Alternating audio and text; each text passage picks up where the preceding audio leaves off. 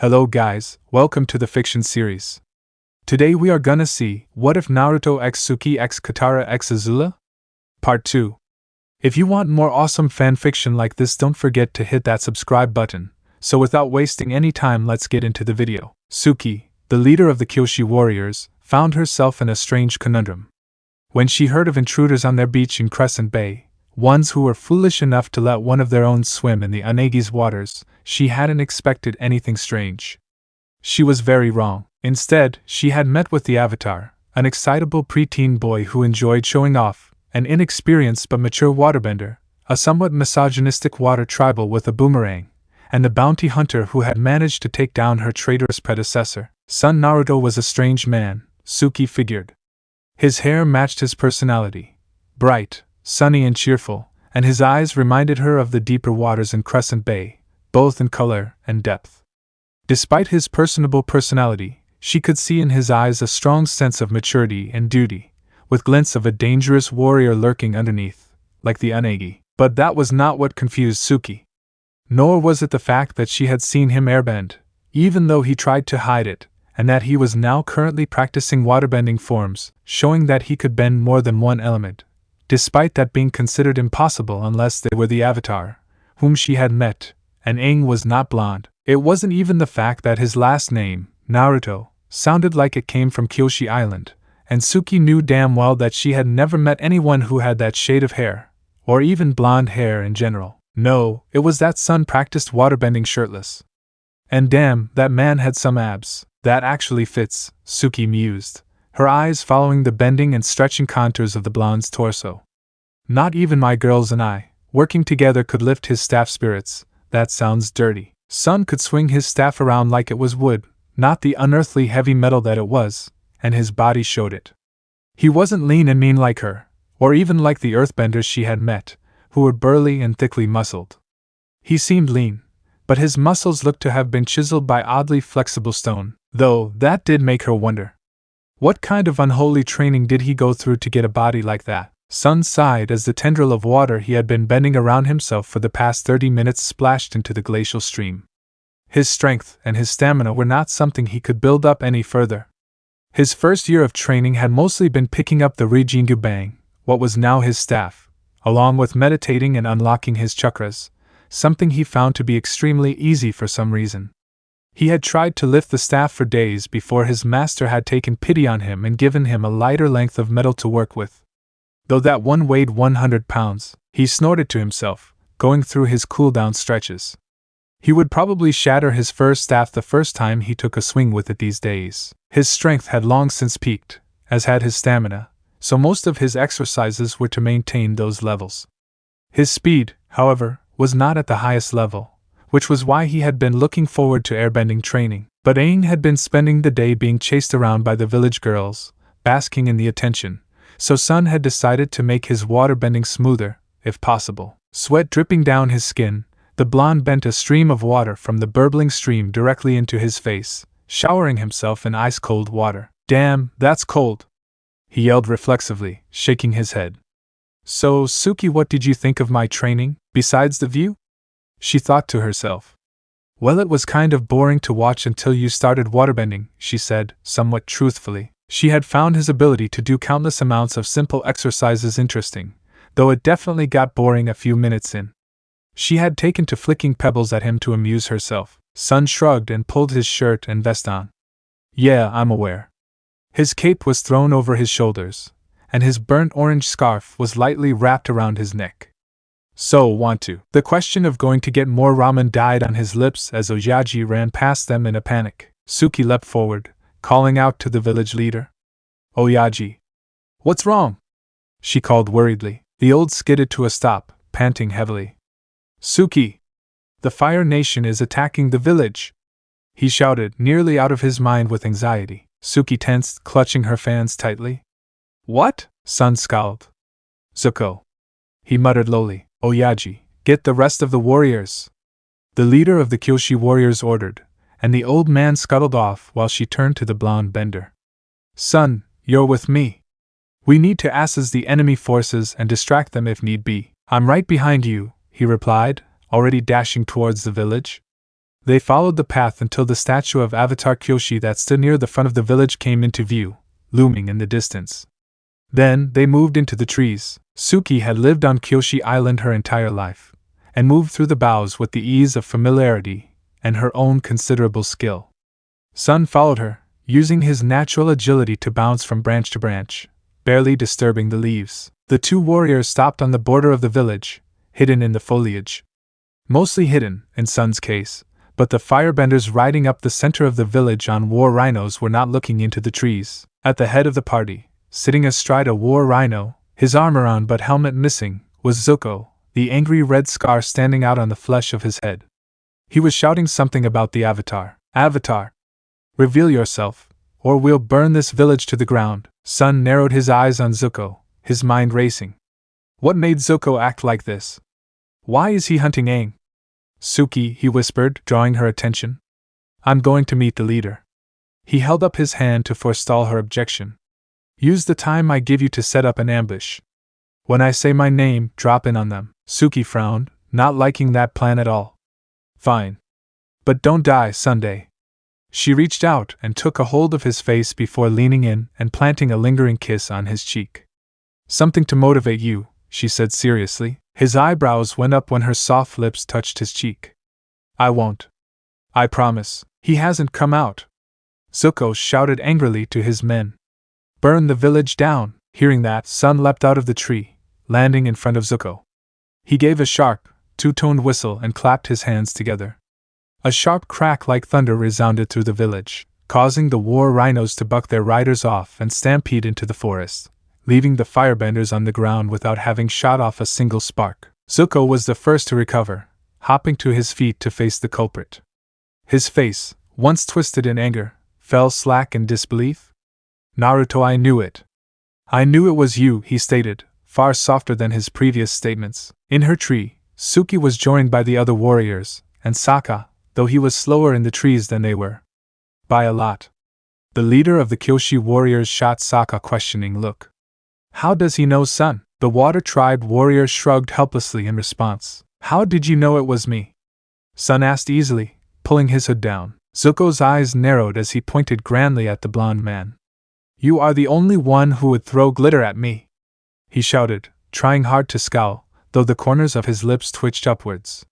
Do you know how hard it is to get that stuff off? And it got in my mouth. I was coughing up sparkles for a week. Chuckling, Sun shook his head.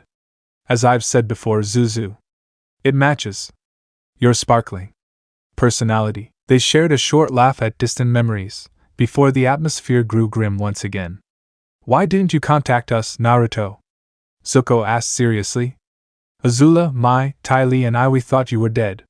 Why didn't you tell us you were still alive? Taken aback, Sun frowned. Who the hell told you I died? I escaped that place, Zuko. I didn't get caught. The Fire Nation prince clenched his fists at his sides. My father, the Fire Lord, was the one who told us that you died, and that you were a spy, he said through gritted teeth. Is that true? Quirking an eyebrow, the blonde bender shook his head. No. Zuko, you should have realized this a while ago. Your dad's a funking liar, he yelled, throwing his arms up. He's also a beep. A giant, flame-spewing, robe-wearing, gold-coated, funking lying beep. Zuko was surprised by Sun's angry outburst, and Aang, unnoticed to the two, landed on a nearby rooftop. Our friendship, Zuko, Naruto said calmly this time, is real. I never once lied to you, or Azula, or Ursa, or Mai and Ty Lee. After I ran away, successfully, not getting killed in any fashion, I was unable to contact anyone. But as soon as I sent letters to you, Azula, Mai and Ty Lee, but you never wrote back. I thought, since it had been such a long time, that we had just grown apart. It happens. Slumping slightly, the Fire Nation prince slowly shook his head. Naruto, we never got those letters. He frowned slightly. Where did you send them? Your guy's home in the Fire Nation. Sun trailed off. Ah, shit. Your bag of a dad probably intercepted them. What an ass. Silence rolled over the village as the two childhood friends separately contemplated the effects that missing those letters had. Then Sun broke it. My turn, he stated quietly. Zuko, what in the name of the spirits are you doing? Why are you hunting the Avatar? Why are you hunting Aang? Standing tall, the prince took a deep breath. My father, I spoke up in a war meeting, disrespected a general, and I was challenged to an Agni Kai. My opponent was not the general, as I thought it would be. It was my father. He bit his lip, restraining the urge to growl. I begged for mercy, like a coward, and he did this. Zuko pointed at the scar on his face, making everyone, even the hidden villagers and his own men, gasp in surprise and horror. Sun gaped in shock. That son of a bitch, why didn't Ursa stop that? He asked angrily. Zuko scowled, his nails digging into his palms harshly. My mother, she disappeared the night my father succeeded Fire Lord Azula. She vanished, and we've never heard from her. His blue eyes, wide in disbelief, shock and outrage, his hands clenched tightly, his whole body shaking with fury. Naruto stomped the ground, making the earth crack under his strength. Zuko, his voice shaking, Sun looked at the Fire Nation prince, his oldest friend, with a murderous expression twisting his normally cheerful face. It seemed like golden light was beginning to shoot from his eyes. I am going to kill your father with my bare funking hands. How dare he dash? Sun growled like a wild animal, his fist held up in an expression of pure anger, blood pouring through his fingers as his nails sliced deeply into his palms. Everyone drew back from the deep, radiating, murderous scream from Sun Aang, his eyes wide, almost coward at the sound. Katara, near tears from the story between the two, had the wetness flee from her eyes in fright. The Kyoshi warriors and Sokka were staring at the blonde man in shock. Sun, eyes tightly closed, breathed deeply. Deeply inhaling, followed by a shallow exhale. The third exhale came with what looked like thin streams of smoke, though it could have been the light. When his eyes opened, they were their normal deep blue, though dark to match his emotions. That doesn't explain why you're hunting Aang, Zuko, he said, his tone even. The Fire Lord gave me a task. Find the Avatar, bring him back, and I will regain my honor and my throne as Prince of the Fire Nation. Don't fight me, Naruto. We can capture the Avatar, we can go back home, we can end this, Zuko explained, nearly pleading by the end. Sun sighed and bowed his head, shaking it slowly. Zuko, you are my oldest friend, my first friend, and I say this as yours, after hearing what has happened in your life since I left. That is stupidest thing I've heard come out your mouth. The former prince of the Fire Nation gaped at the blunt statement from his childhood friend. What in the hell makes you think that the Fire Lord, your father, the man who scarred and banished you, made your mother disappear, probably killed your grandfather and skipped over uncle to become Fire Lord, will ever do anything that doesn't benefit anyone but himself? Sun asked seriously. Capturing Aang and taking him to your father will accomplish nothing, but throwing the world out of balance even farther than it already is. Zuko took a deep breath and heaved a great sigh. I had a feeling you would disagree, he muttered softly. But my path is set. I will capture the Avatar. I will regain my honor. Without turning, his amber eyes slid from Sun to Aang, who was still standing on the rooftop, staring at the two in shock. And childhood friend or not, Naruto, you won't stop me. He twisted on his heel and punched, sending a blast of fire sailing at the young Avatar. He would have, had Sun not dashed across the distance between them in a second, seized Zuko's wrist and pointed it down at the earth. The fireball scorched the earth, and that was the only harm it did. Actually, Zuko-san's voice was quiet, but his words echoed through the village. I will. His hand came up, smacking against Zuko's cheek, his left hand jabbing the prince's ribs. His right hand came back, palm open, and slammed into Zuko's chest, sending the former prince sliding back, shocked and winded. Naruto, this is a bender's fight. Zuko tried to reason with him. Stay out of this, and you won't be harmed, I swear. Naruto frowned at his old friend. These days I go by Sun, Zuko. Sun stepped forward, bringing his fists together, small, twin waves of yellow-gold fire crashing and exploding off of one another. Let me show you why. He shook his arms and slid his left foot back, his left arm bent sideways, palm facing Zuko, his right arm drawn back, all of his fingers crooked like claws. The Kyoshi warriors and Sokka dropped from their spots around the village and attacked the other firebenders. Zuko reacted and attacked, lashing out with his fists and his feet. Sun replied by knocking the first blow away, ducking under the second, catching the third and pulling the prince forward to launch a fire-enhanced claw strike at his midsection, the heat of the flames and the strength behind the attack sending him stumbling back. Sun went on the offensive and flipped, bringing down a whip of yellow fire from his foot. Zuko crossed his arms and dispersed the flames. The blonde planted his hands and spun his legs, bending streams of fire at the prince. He jumped over the attack and lashed out at Sun's head. He rolled to the side and engaged his old friend again. They traded rapid-fire blows, their close range allowing them to knock each other's aim off, sending their bent flames into the ground and into the air. Zuko overextended and Sun took advantage. He sent a left hook at the prince's head, who narrowly dodged it, but he missed the elbow that slammed into his jaw. With the prince stunned, the blonde stepped in and rained rapid blows, jabs and chops in equal measure, into Zuko's chest, ending it by slapping him in the face, making him stumble back to get kicked in the stomach by an armored leg, sending him tumbling across the ground. Sun stepped back and brought his fingers to his lips, releasing a sharp whistle. Suki spun and jumped, bringing her clothes fan down on a firebender's helmeted head, stunning him and following with a spinning kick that sent him to the ground. "Suki!" the blonde bender called, sliding up behind her. "Zuko is only after us. We need to leave." He sighed and grabbed her by the shoulders. "I'm sorry we brought this to your doorstep, Suki. You and the village didn't deserve this." The leader of the Kyoshi warriors scowled at her friend, because that's what he was, as he blamed himself for the misfortune occurring, even though his thoughts did have merit. "Son, it's not your fault, and I don't blame you. But know this," she leaned in and kissed his cheek again, lingering for a few seconds. "We are the Kyoshi warriors, protectors of the people. And that's what we will be, for the entire Earth Kingdom. Thanks to you, and the Avatar." His eyes wide, Sun mumbled, "Suki, go, son!" She replied, not unkindly. Before, Zuko charged at them, sending a whip of fire between them. Suki snapped open her fans, deflecting the flame away while Sun ducked under the attack and kicked at the prince's legs. Zuko hopped over the attack and threw himself at them. They slipped away from his jets of flame, Suki spinning and releasing one of her fans at his head.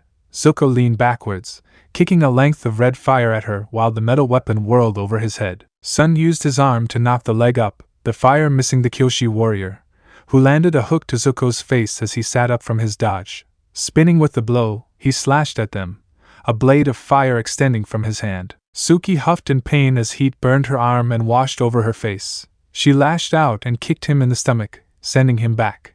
Her fan came back around and slammed into his back, sending him forward. She and Sun attacked him from the back and the front, respectively, landing jabs and punches onto his chest.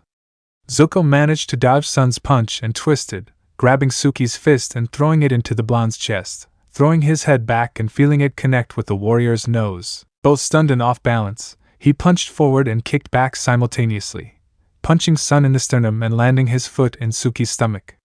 Zuko skipped forward and kicked his old friend in the side, making him grunt and stumble.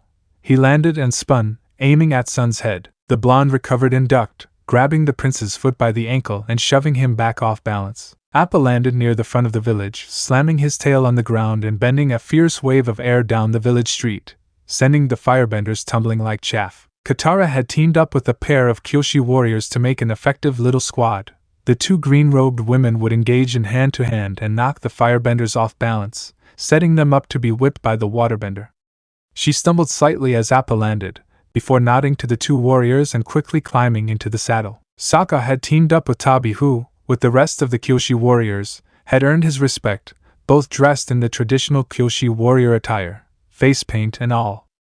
"I'm sorry," he quickly said to Tabi, "for what I've been saying all day. And for treating you like a girl when I should have been treating you like a warrior." Tabi smirked at him and quickly planted a kiss on his cheek. "I'm not just a warrior, Sokka, I'm a girl, too. Go. We will meet again." His blush evident even through his paint, the Water Tribe warrior nodded and dashed at Appa, shedding the clothes as he went. They weren't his, after all. He bounded up the sky bison's tail and into the saddle, yelling, "Yip yip!" Appa took to the air, his backdraft knocking the rising firebenders back down. They circled the village, Aang jumping into the air to land on his companion's head and take up the reins, directing them to fly back around. "Son!" Katara cried, seeing him still on the ground. When Appa landed, his wave of air pushed Zuko forward, bumping into Sun, and they grabbed each other's arms to steady themselves. Sun realized their position first, slipping his heel around Zuko's and using his strength by hip-tossing the prince into the street.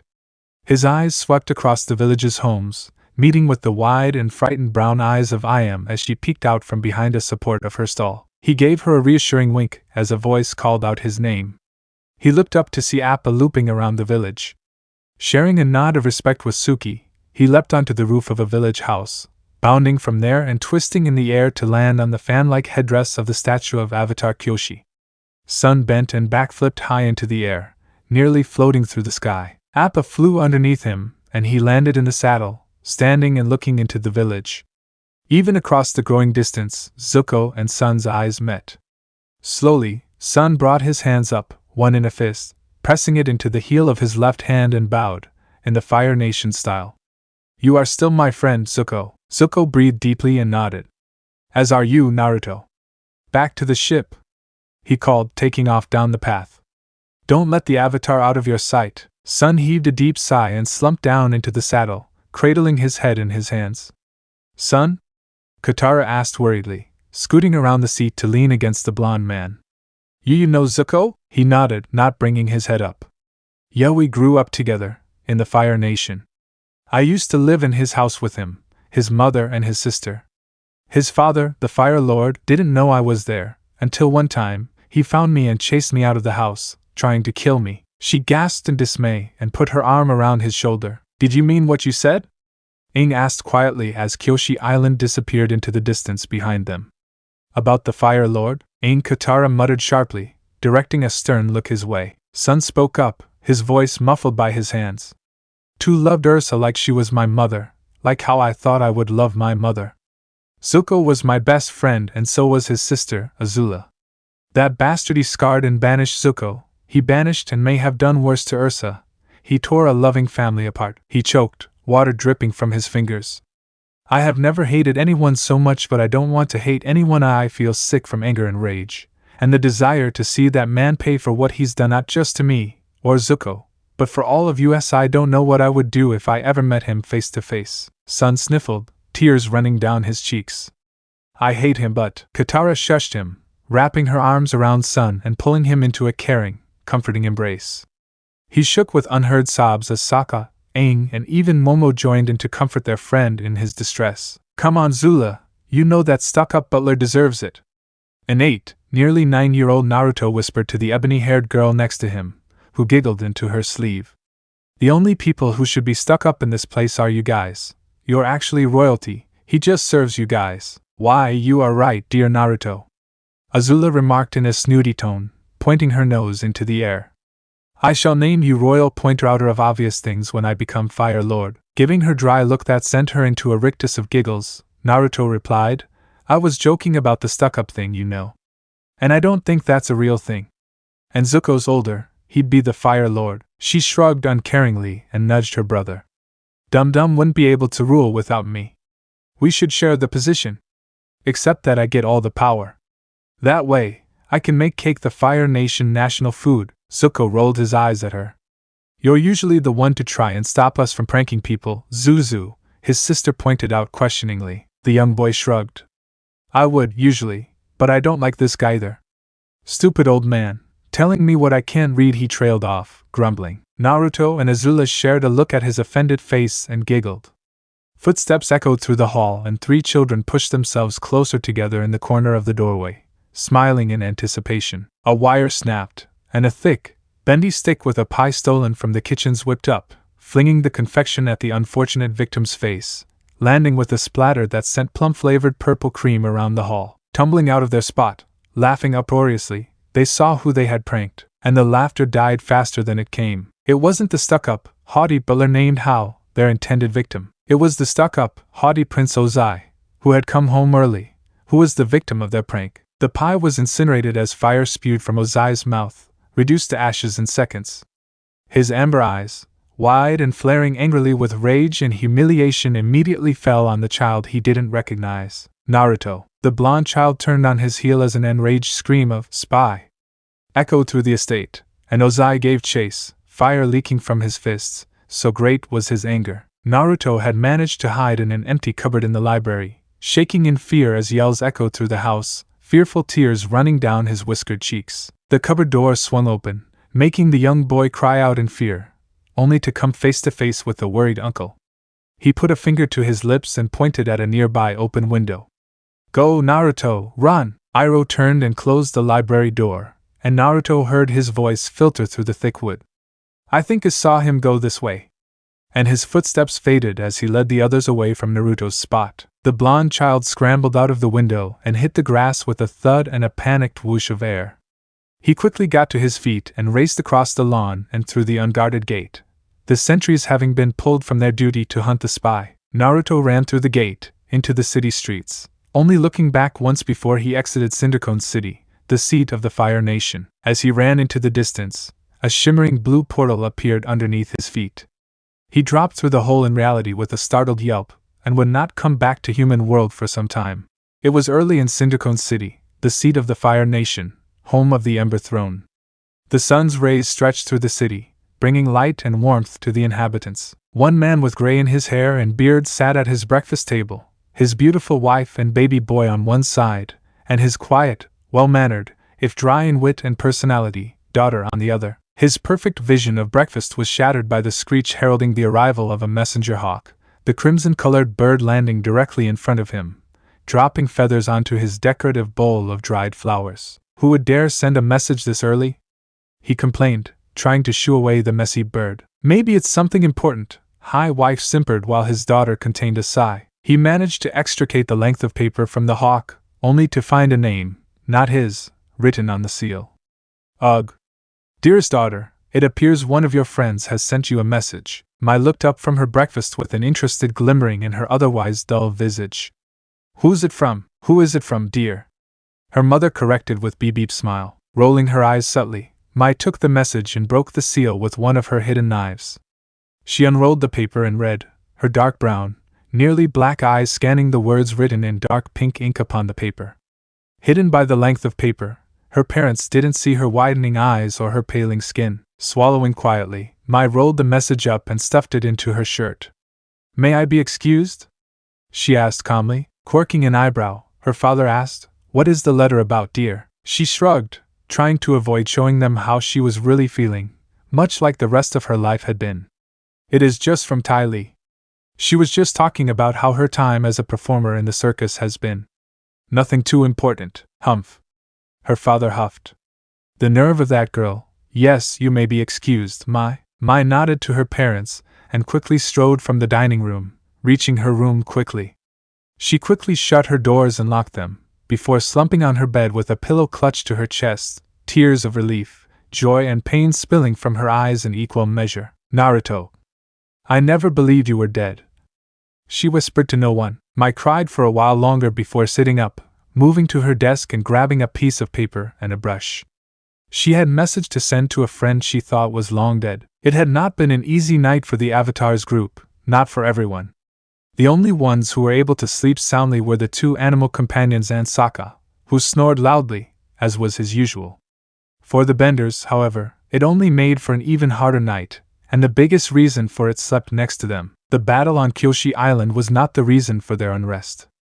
Both Katara and Sokka, who had grown up in an isolated village, had gained valuable experience since they left the South Pole on their journey. Even Aang was no stranger to violence, though the young monk wished he were. No, that unfortunate honor fell on Sun, and how what he learned affected all of them. The normally cheerful blonde had ended up crying himself to sleep on Katara's shoulder, and he refused to leave her side even while resting. The two of them had ended up having to share the saddle as a bed with a blanket covering them. What had happened to Zuko, and who had been the cause of those events, had awakened a feeling in him, one that he hadn't felt before, and one he really wished he didn't feel it now. Hate. Sun hated the Fire Lord. Hated him. It burned in the pit of his stomach and the back of his mind like a white-hot fire that seemed to be eating away at his soul. It was not a pleasant feeling. Thankfully, the burn of his newly born hate was soothed by a cooling presence that wrapped around him like the embrace of the moon's spirit herself, all through the night.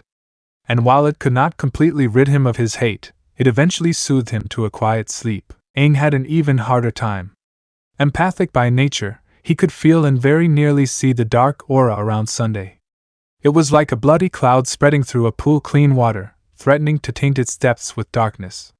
Nightmares joined him that night, and he only had the overwhelming warmth of Appa, his oldest friend, to keep it from disturbing his rest even more. Katara had fallen asleep very suddenly, unused to the warmth of another body and wear by the day's exertions. Visions of fear and pain tried to intrude on her dreams, only to consumed by rays of sunlight that absorbed those feelings and purified them inside of it. But concern filled her when the light flickered as it destroyed the intruders. Sokka had no such problems. He actually slept well, with a smile on his face and thoughts of a Kyoshi warrior, fierce, beautiful and graceful, dancing through his head. Even in sleep, his face would darken with a blush when he remembered the feeling of soft lips pressed to his cheek. Sun awoke slowly, blinking groggily in the gray light of the morning. Even though he had slept, he was still tired emotionally, feeling drained and listless. Something shifted next to him, pushing him into full wakefulness. He managed to shuffle himself around, coming face to sleeping face with Katara, her arms thrown around his chest. Feeling a small smile creasing his lips, Sun carefully extricated himself from her grasp, tucking the thick blanket around her and softly caressing her cheek. "I'll thank her when she wakes," he promised himself, slipping from the saddle. The blonde bender quietly exited camp, stopping to scratch Appa on the neck when the sky bison cracked open one large eye to look at him. He walked a short distance, finding a relatively dry patch of grass to sit on, and crossed his legs, closed his eyes and took deep breaths. Going from the living world to the spirit world was never something Sun could ever thought he would get used to. It was like passing through a pool of ice-cold water, a burning ring of fire and a tornado all at once. Not that it bothered him much, considering the frequency of his visits. Opening his eyes, he found himself, once again, sitting atop a rocky, windswept mountaintop, similar earthen monuments rising above a blanket of white, fluffy clouds as far as he could see. The light tap of feet meeting earth drew his attention to the man now standing behind him, a short, somewhat sad smile on his normally playful visage. "Ah, my student, I see you have experienced the joy of one of the blackest emotions," Master Wu greeted, taking a seat next to Sun on the mountaintop. "As I have, Master," the blonde replied with a dead tone. "This feeling, this burning. Why does it burn like fire?" Wu sighed and rocked back on his tail. "Hate is one of the worst emotions one can feel, my student, as you have discovered. It is like a corrosive poison, slowly eating away at your soul. If it overwhelms you, it will seep into your very being, tainting your mind and spirit until you are nothing but an enraged shadow of your former self. And that is when one becomes a monster," he explained patiently, carefully watching his student's reaction. Sun's face twisted in disgust and fear. "I don't want this feeling, Master, it makes me sick," he spat, unwilling tears beginning to leak from his eyes. "How do I get rid of it?" "And there is where the problem lies," Master Wu replied simply. "Emotions are what make us alive, my student. To remove one's emotions is to become like a rock, the swell of a wave, a cloud in the sky, or a candle left alight after a visit during the night. They only exist to exist, and are otherwise unimportant, even to those who manipulate them." Confusion weighed heavily on Sun's tone. "So, what do I do, Master?" he asked carefully. The monkey spirit sighed, picking a peach from the nearby tree. "You must control your hate. It is but another feeling, just like all the others. Letting your hate control you is akin to starting a forest fire when trying to alight a candle with your fire bending." He held his empty hand out, a yellow flame springing forth like a beacon. "Hate is much like fire," Wu explained gently, spinning the fire into an orb of light. "When it is out of control, it burns everything, regardless of who or what it hurts in its need to consume."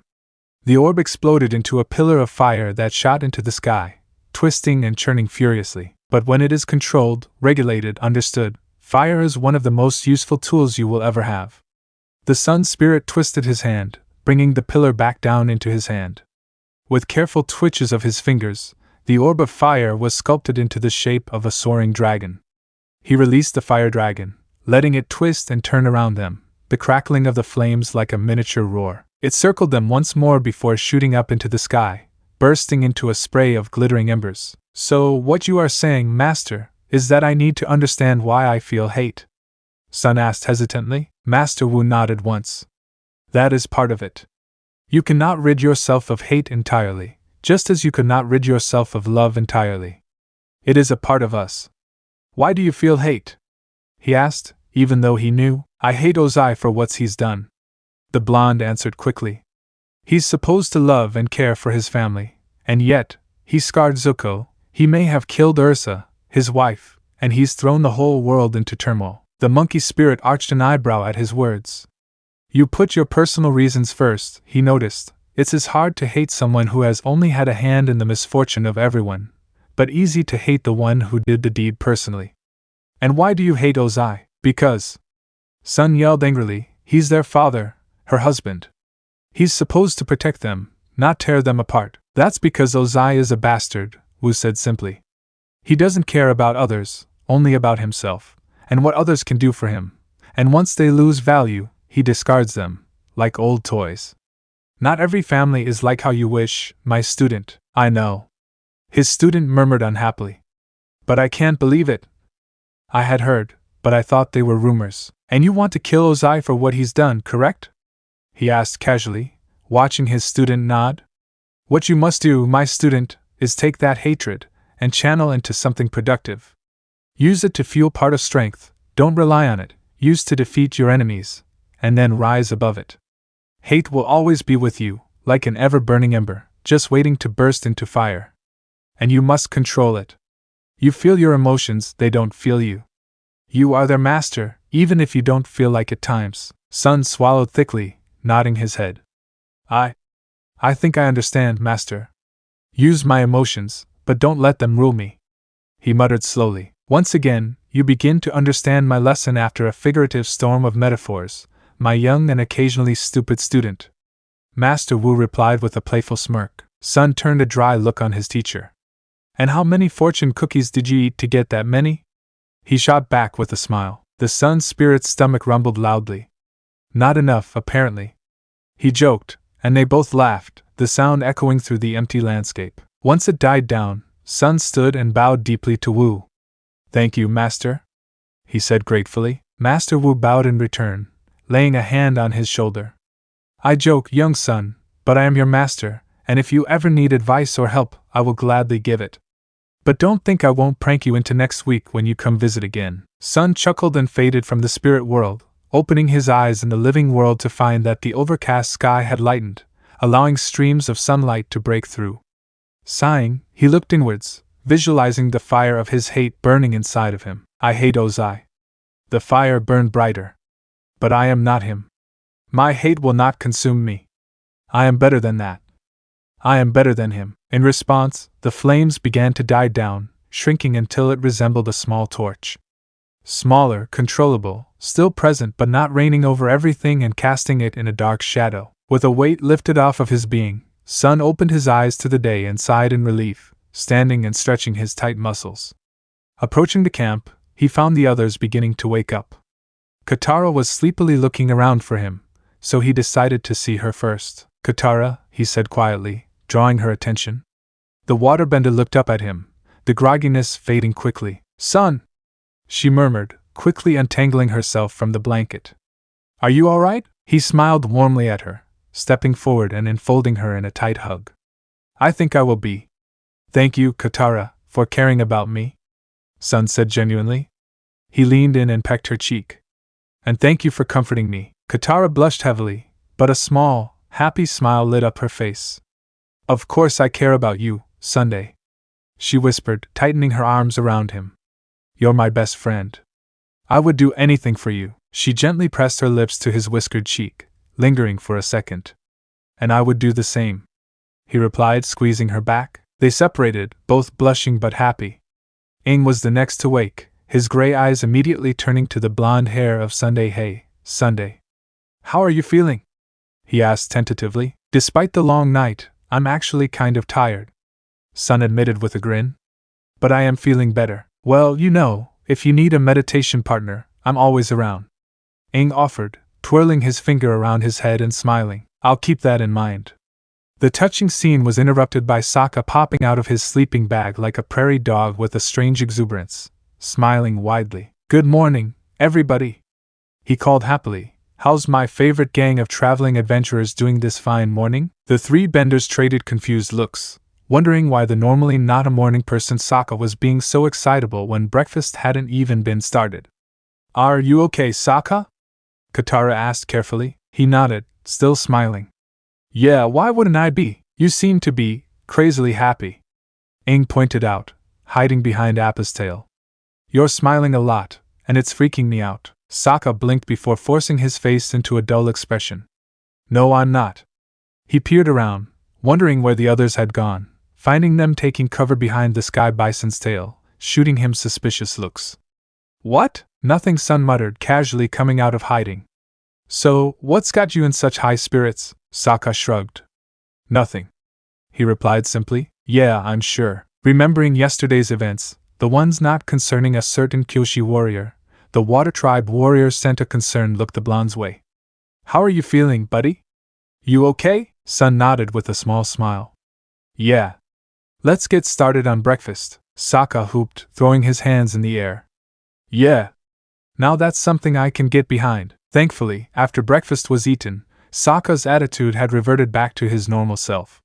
So, this place we're visiting, it's called Omashu, right? He asked as they walked a well-worn path through a copse of trees. Yup. Aang cheerfully replied, nearly skipping down the road. I used to visit my friend Bumi here 100 years ago. Omashu has a unique mail delivery system that runs through these really long stone chutes that go all over the city. We're gonna ride them. That sounds like fun, Sun commented with an excited smile. As they walked along the path through a thin copse of trees. But, and I hate to be the mature one, wouldn't using these chutes as slides be illegal? With them having an official use and all. I was thinking the same thing, Katara admitted. It also sounds kind of dangerous, to be honest. Aang spun around, skipping backwards with a wide grin. Don't worry guys, it'll be fine. Besides, I'm the Avatar. It's not like they'll make a big deal about it. Sokka coughed lightly, playing with the band keeping his wolf tail tied up. Yeah, Aang, I don't think that's a good idea, telling a bunch of people that you're the Avatar. The Fire Nation could have spies anywhere, right? He asked Sun. The blonde bender nodded solemnly. Spies, he said, wrapping his arm around Aang's shoulders, his other hand coming up and waving at the horizon. Spies everywhere. Noticing the depressed slump of the young Avatar's shoulders, Katara spoke up. But hey, we can get you a disguise, Aang. Wouldn't that be fun? Aang perked up, his smile back in place. Yeah, that would be fun. But how, though? I can't just grow a mustache or a beard or something. He pointed out, scratching the blue arrow on his bald head. Sun opened his mouth to respond, when a sharp, familiar chirp sounded from above his head. Looking up, he spotted the form of Fire Nation Messenger Hawk perched on a branch, giving him meaningful looks and tapping the carrier strapped to its back with its beak. Hey, you guys go ahead without me, he said suddenly. I just remembered something I need to do nearby. Then the blonde broke off from the group and quickly walked away. The remainder shot confused and concerned glances at each other, before shrugging and discussing disguises. Sun whistled sharply, bringing the hawk down and letting it land on his bracer. He stroked the dark red crest on its head before uncapping the container and retrieving the rolled-up paper inside. Almost immediately, he knew who had written him by the light pink paper and the scent of peaches wafting off of it. Ty Lee, he murmured, gently unrolling the scroll. His eyes scanned over the girlish, loopy writing, going wider with every line he read. Dear Naruto, it read, I always knew you were alive. I knew it. That part of the paper was distorted and warped by water, tears. And that made Sun feel very guilty. It wasn't entirely his fault, but he should have known that Ty Lee, one of the most kind-hearted girls he'd ever met, wouldn't have ignored his letter. I thought I might have been deluding myself and I didn't want to find out if I was wrong. I didn't think I could take it, but you're alive. When I got that letter from Azula, I actually cried. I'm still crying just a little, sorry if some of the words are hard to read, but I'm just so happy. I didn't think it was possible for my aura to get this pink, but it is. Though I also heard that you're traveling with the Avatar, Naruto. I don't know why, but please, be careful. He's an enemy of the Fire Nation, and I don't want anything to happen to you, not after just getting you back. Stay safe, okay? And if you get the chance, come see me. I ran away and joined the circus, just like we planned. We run around the colonies and this time of year, we're in Yagua. I would love to see you again, Naruto, your friend Ty Lee. P.S. Do you like this paper?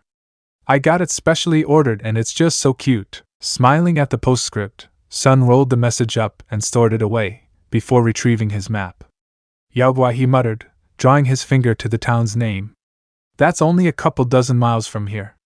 Sun thought enthusiastically, withdrawing the cloud pouch. He pulled the top open and ducked as the cloud suddenly inflated, before hopping on top of the golden formation and holding on tight as it took off, leaving behind a trail of sparkling mist. Sun felt excitement bubbling inside of him as the sprawling, colorful circus tents came into view as he flew above the Fire Nation colony of Yaogwa.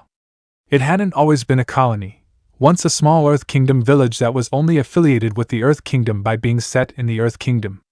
They were one of the few colonies that hadn't been taken over.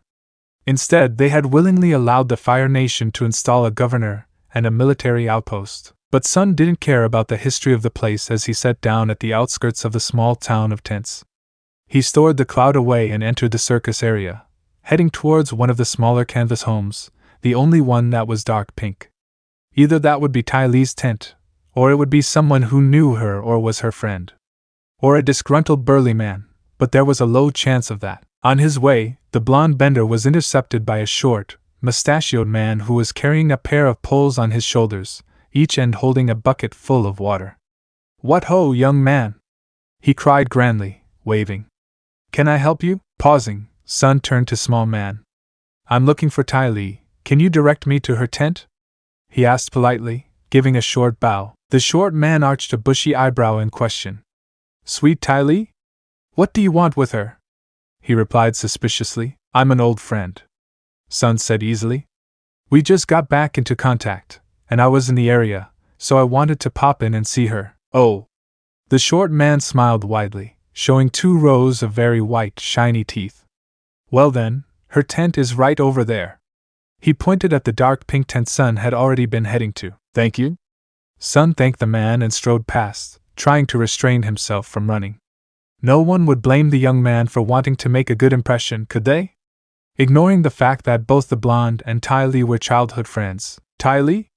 he called softly, peeking through the flap. One sec a sweet female voice mumbled back groggily, followed by the shuffling of clothes. Sun stepped inside and looked around, finding the interior to be much like he figured it would be. Mostly pink decorations with dark red and splashes of yellow thrown in, and more than a few flowers thrown around.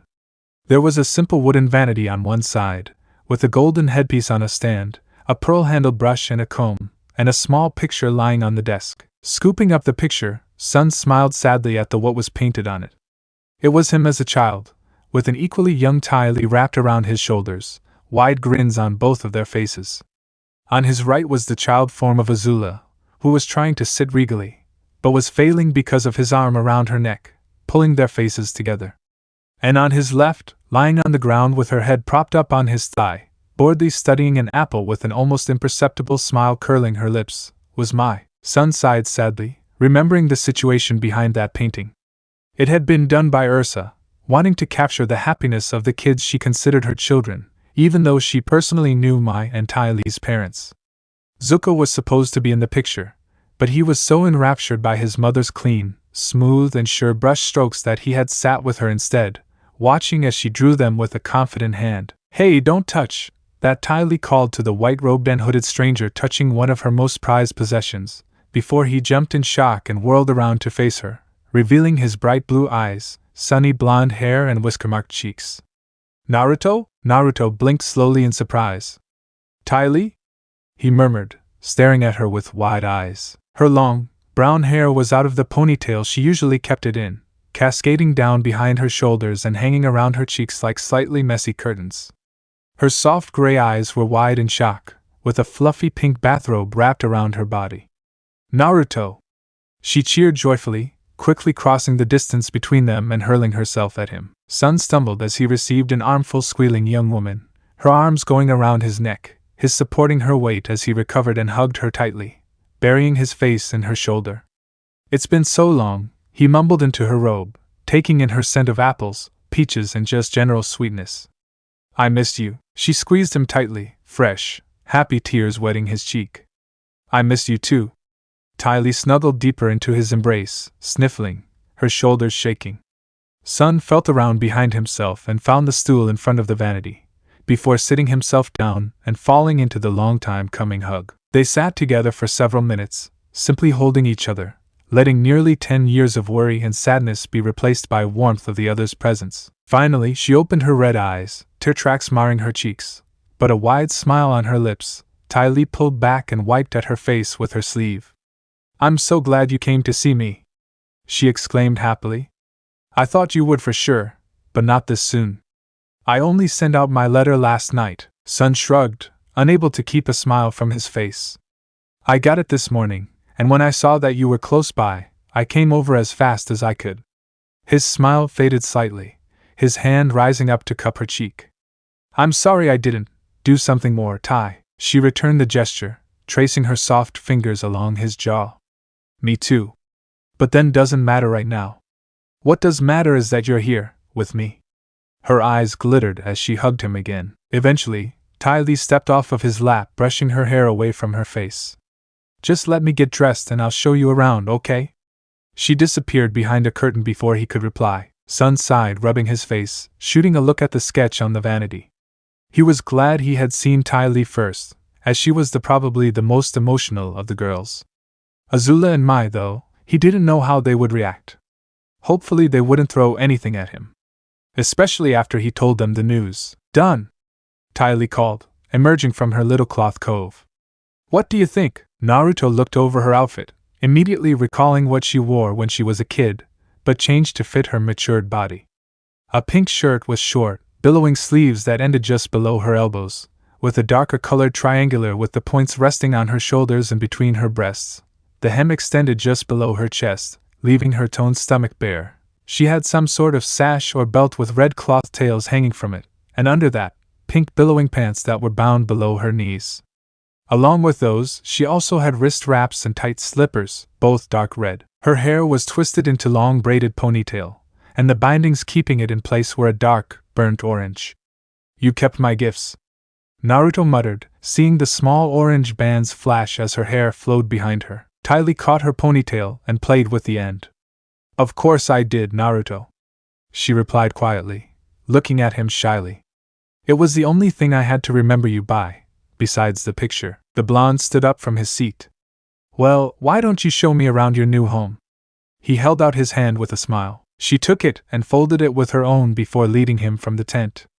They walked around the circus, Ty Lee explaining the various ins and outs of the production, pointing at the tents of the other attractions, including a strong man, the small mustached man Sun had met earlier, a man who could swallow swords, a beast tamer, and a silly men and women, along with other acrobats. The two of them stepped into the main. There was no show at the time, it was empty, though he did notice that a tightrope seemed to be the center of attention. When he asked why, Ty Lee blushed uncharacteristically. "Well, I'm kind of the main attraction," she admitted embarrassedly. "A lot of people come to see me perform." "Oh," Sun replied, nodding. "I'd like to see that someday." "Then stay until tonight," Ty Lee exclaimed, bouncing up and down. "We have a show tonight, and you can see me then. It'll be so exciting." Sun smiled, though it fell a few seconds later. "I will have to go back with my friends, though. I can't just leave them all day," he said, frowning slightly. The acrobat's face fell, and she turned to face him. "Do you have to go? Why can't you stay here with me?" Water pooled at the corner of her eyes, her hands clasped in front of her mouth. Ty Lee, Naruto whispered, stepping up and laying his hands on her shoulders. "I have to help the Avatar. He needs to defeat the Fire Lord." "Why?" she yelled angrily, dashing away her tears. "Why help the Avatar, Naruto? He's the enemy. He wants to destroy the Fire Nation." Sun snorted in amusement at the thought of Aang wanting to destroy anything. "Beside a pie, maybe?" "Ty, I've been traveling with the Avatar for a little while now, and I can say with some certainty that he wouldn't want to destroy anyone, even the Fire Lord, which might be a problem, now that I think about it." Ty Lee frowned, now more disconcerted than unhappy. "Why would that be a problem, Naruto?" she asked confusedly. "Why would you want the Avatar win against our home?" "He doesn't want to destroy the Fire Nation, he just wants to bring balance back to the world," Naruto explained. "And you know what Ozai did to Zuko. Do you really want someone like that to rule the world? If he doesn't burn it down first?" Well, the acrobat looked away, scratching cheek. "That wasn't very nice of him, so no, I guess. But it's not like I can do anything. I'm just an acrobat," She shrugged helplessly. Sun gave her a slightly exasperated but fond look. I'm not asking you to do anything, Tai. I just want you to understand why I'm doing what I'm doing. He smiled slightly, looking a little ashamed. I just got you back. I don't want to lose your friendship again. Ty Lee threw her arms around him, tightly hugging her blonde friend.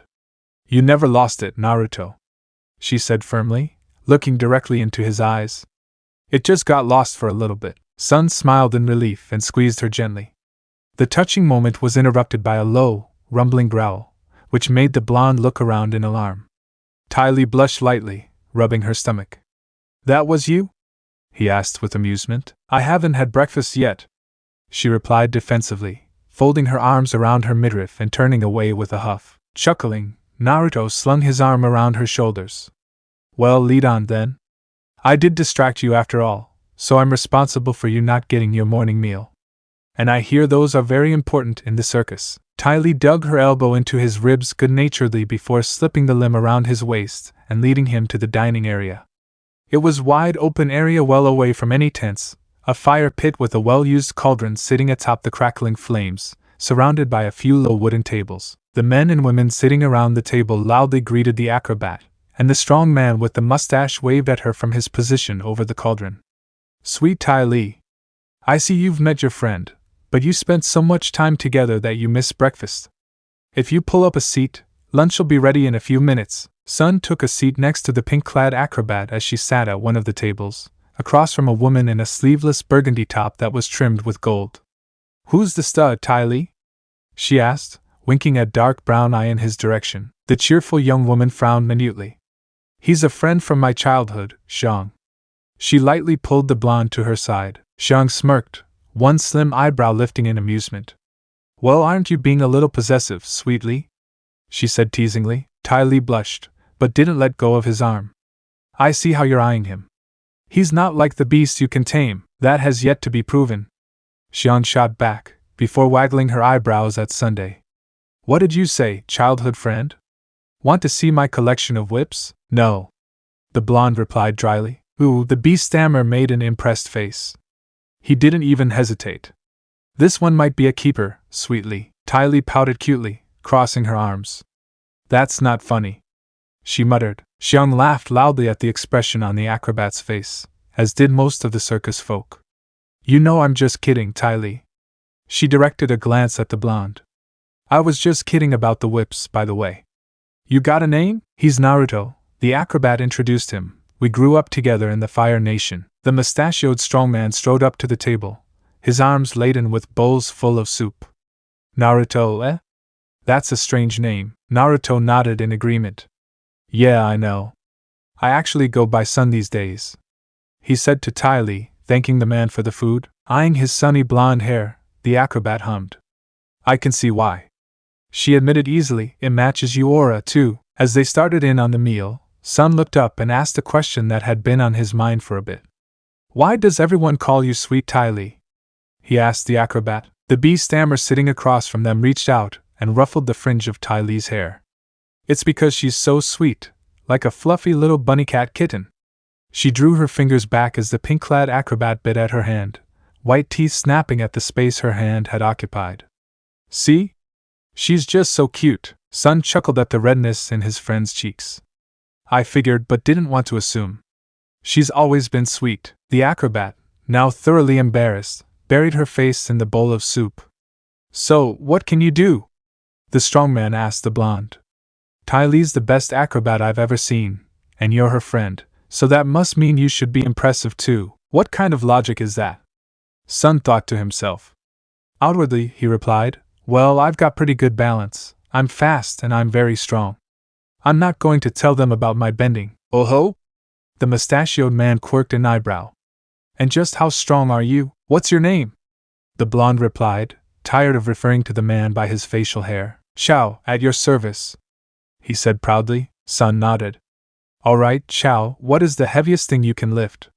He asked curiously. The strong man jacked a thumb over his shoulder at a large, pitted boulder sitting away from them.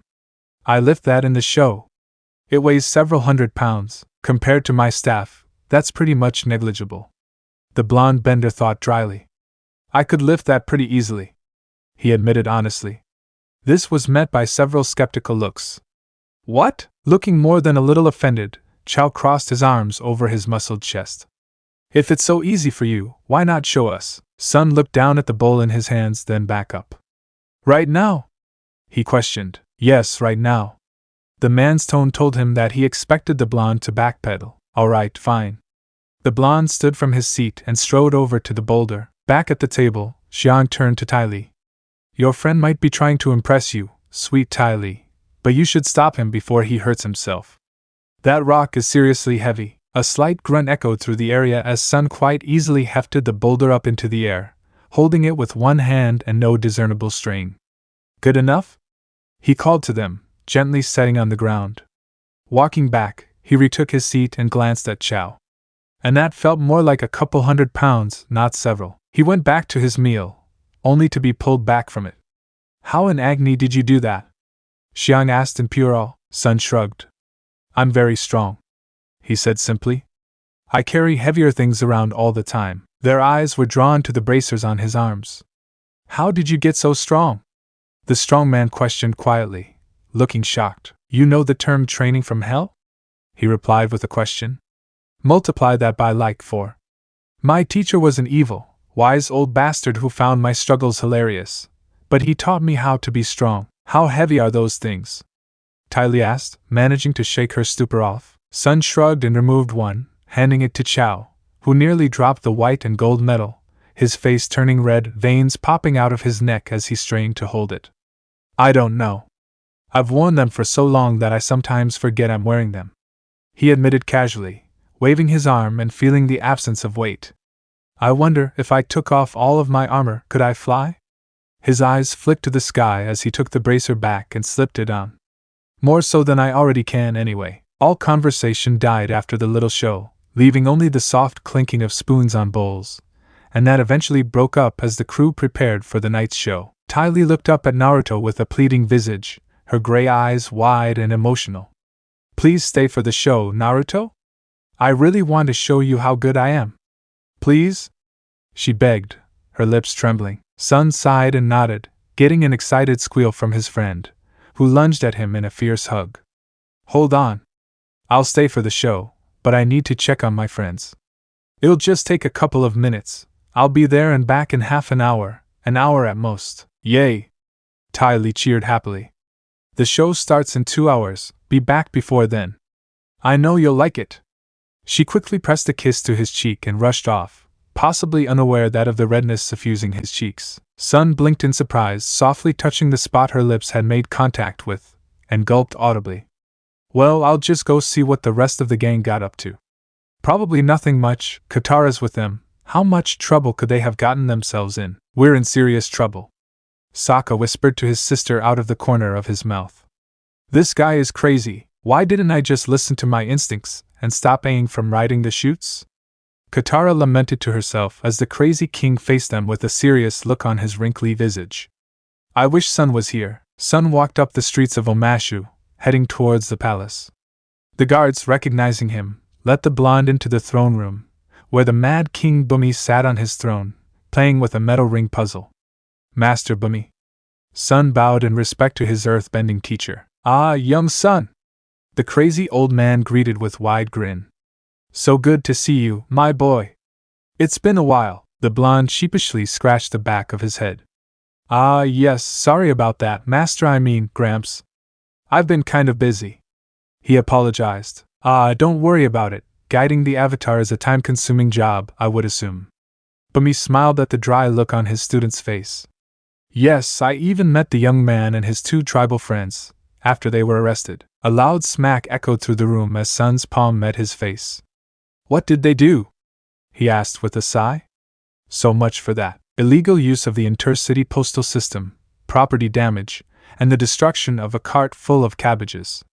The king listed off on his fingers. Though I did drop the last one. Who even likes cabbage anyway? The blonde bender shook his head ruefully. What is their punishment going to be? King Bumi shrugged. Community service. He replied smoothly. Yeah, that fits. Sun agreed, though he was a bit suspicious. But it wasn't as if Bumi would make them do anything too dangerous. Just crazy. And they could handle crazy. They could handle Aang and Momo. Alright, Gramps, I'll be back tomorrow to pick them up after they're done. Okay. The king replied, waving to his student. Have fun with your friend. Sun just shook his head. The king was mad, but he somehow just knew things. One got used to it after a while. They had to, or they would end up like Bumi. Sun watched in unrestrained awe as Ty Lee did her act on the tightrope high above the crowd's head, her lithe form dancing along the rope like it was solid ground, flipping, bending and contorting. I might be able to do some of that, the blonde thought slowly, watching her stand on one finger in the center of the rope. But I would have to use my bending for it. She can do this through natural talent and training. He frowned slightly as a sudden thought occurred to him. Ty Lee is naturally gifted with acrobatics, she can nearly dance through the air, and she can jump as far as Aang and I can, through no visible means. Is Ty Lee the child of an airbender? Those thoughts fled as he looked up, his eyes meeting Ty Lee's shining gray. Pure happiness shone there. With her flushed cheeks, sweat from her exertions sliding down her visage and the wide grin on her lips, she looked happier than she ever had. Sun was one of the first to stand for the standing ovation she received as the show ended, and the big tent was filled with cheers and thunderous applause. After the show, Sun stepped into her tent as she removed the last extra bits from outfit and stored them away. Ty Lee, that was amazing, he said in wonder. She smiled widely, a pleased blush on her cheeks. Thanks. I'm so glad you liked it. I made it extra special because I saw you in the audience. I'm glad it worked out. By the end of her sentence, her tone had become more subdued. What's wrong, Ty? Sun asked worriedly. Ty Lee played with end of her braid, looking away. You're going to leave soon, aren't you? She asked in an uncharacteristically solemn tone. The blonde bender nodded with a slow sigh. I have to, Ty, I know, she replied, sniffing. But, can you stay for the night? What do you mean? Sun asked quickly, his heart suddenly thumping. His childhood friend had become a beautiful young woman. Remember when we used to have those sleepovers? Ty Lee questioned, removing the bands from her hair, letting it cascade down around her shoulders. Like that, but just us. Oh. Relieved and slightly disappointed, Sun thought for a second. The others will be taken care of. It's not like Bumi would torture them or anything, and I do want to spend more time with her, okay? The acrobat looked up with an excited look her face. Really? She lunged forward and hugged him tightly. Okay, just give me a minute. She disappeared behind the curtain for a few minutes, before calling out, okay, come back. Sun removed his armor and his cape, piling them together near the vanity with his scarf, and stepped into the back of the tent. Ty Lee was lying on a fluffy mattress, looking up at him with shining eyes. Can I have a pillow? Ty Lee frowned cutely. Why? So I can have a pillow while I sleep on the floor, he replied simply. The unhappy bent of her lips increased a little more. You're not sleeping on the floor, she said, crossing her arms.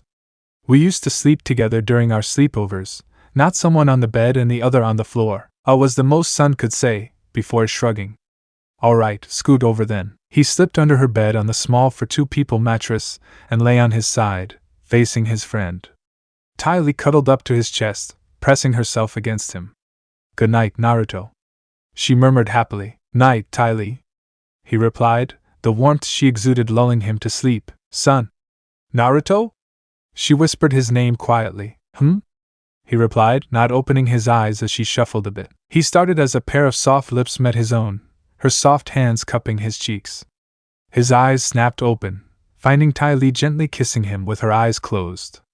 I've always wanted to do that, she murmured, pulling away and then wrapping her arms around him.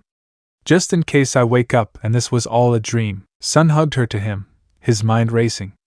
When we wake up, we need to talk. Ty Lee had never felt this warm and safe in her life, and in her just awakened state, she wondered why.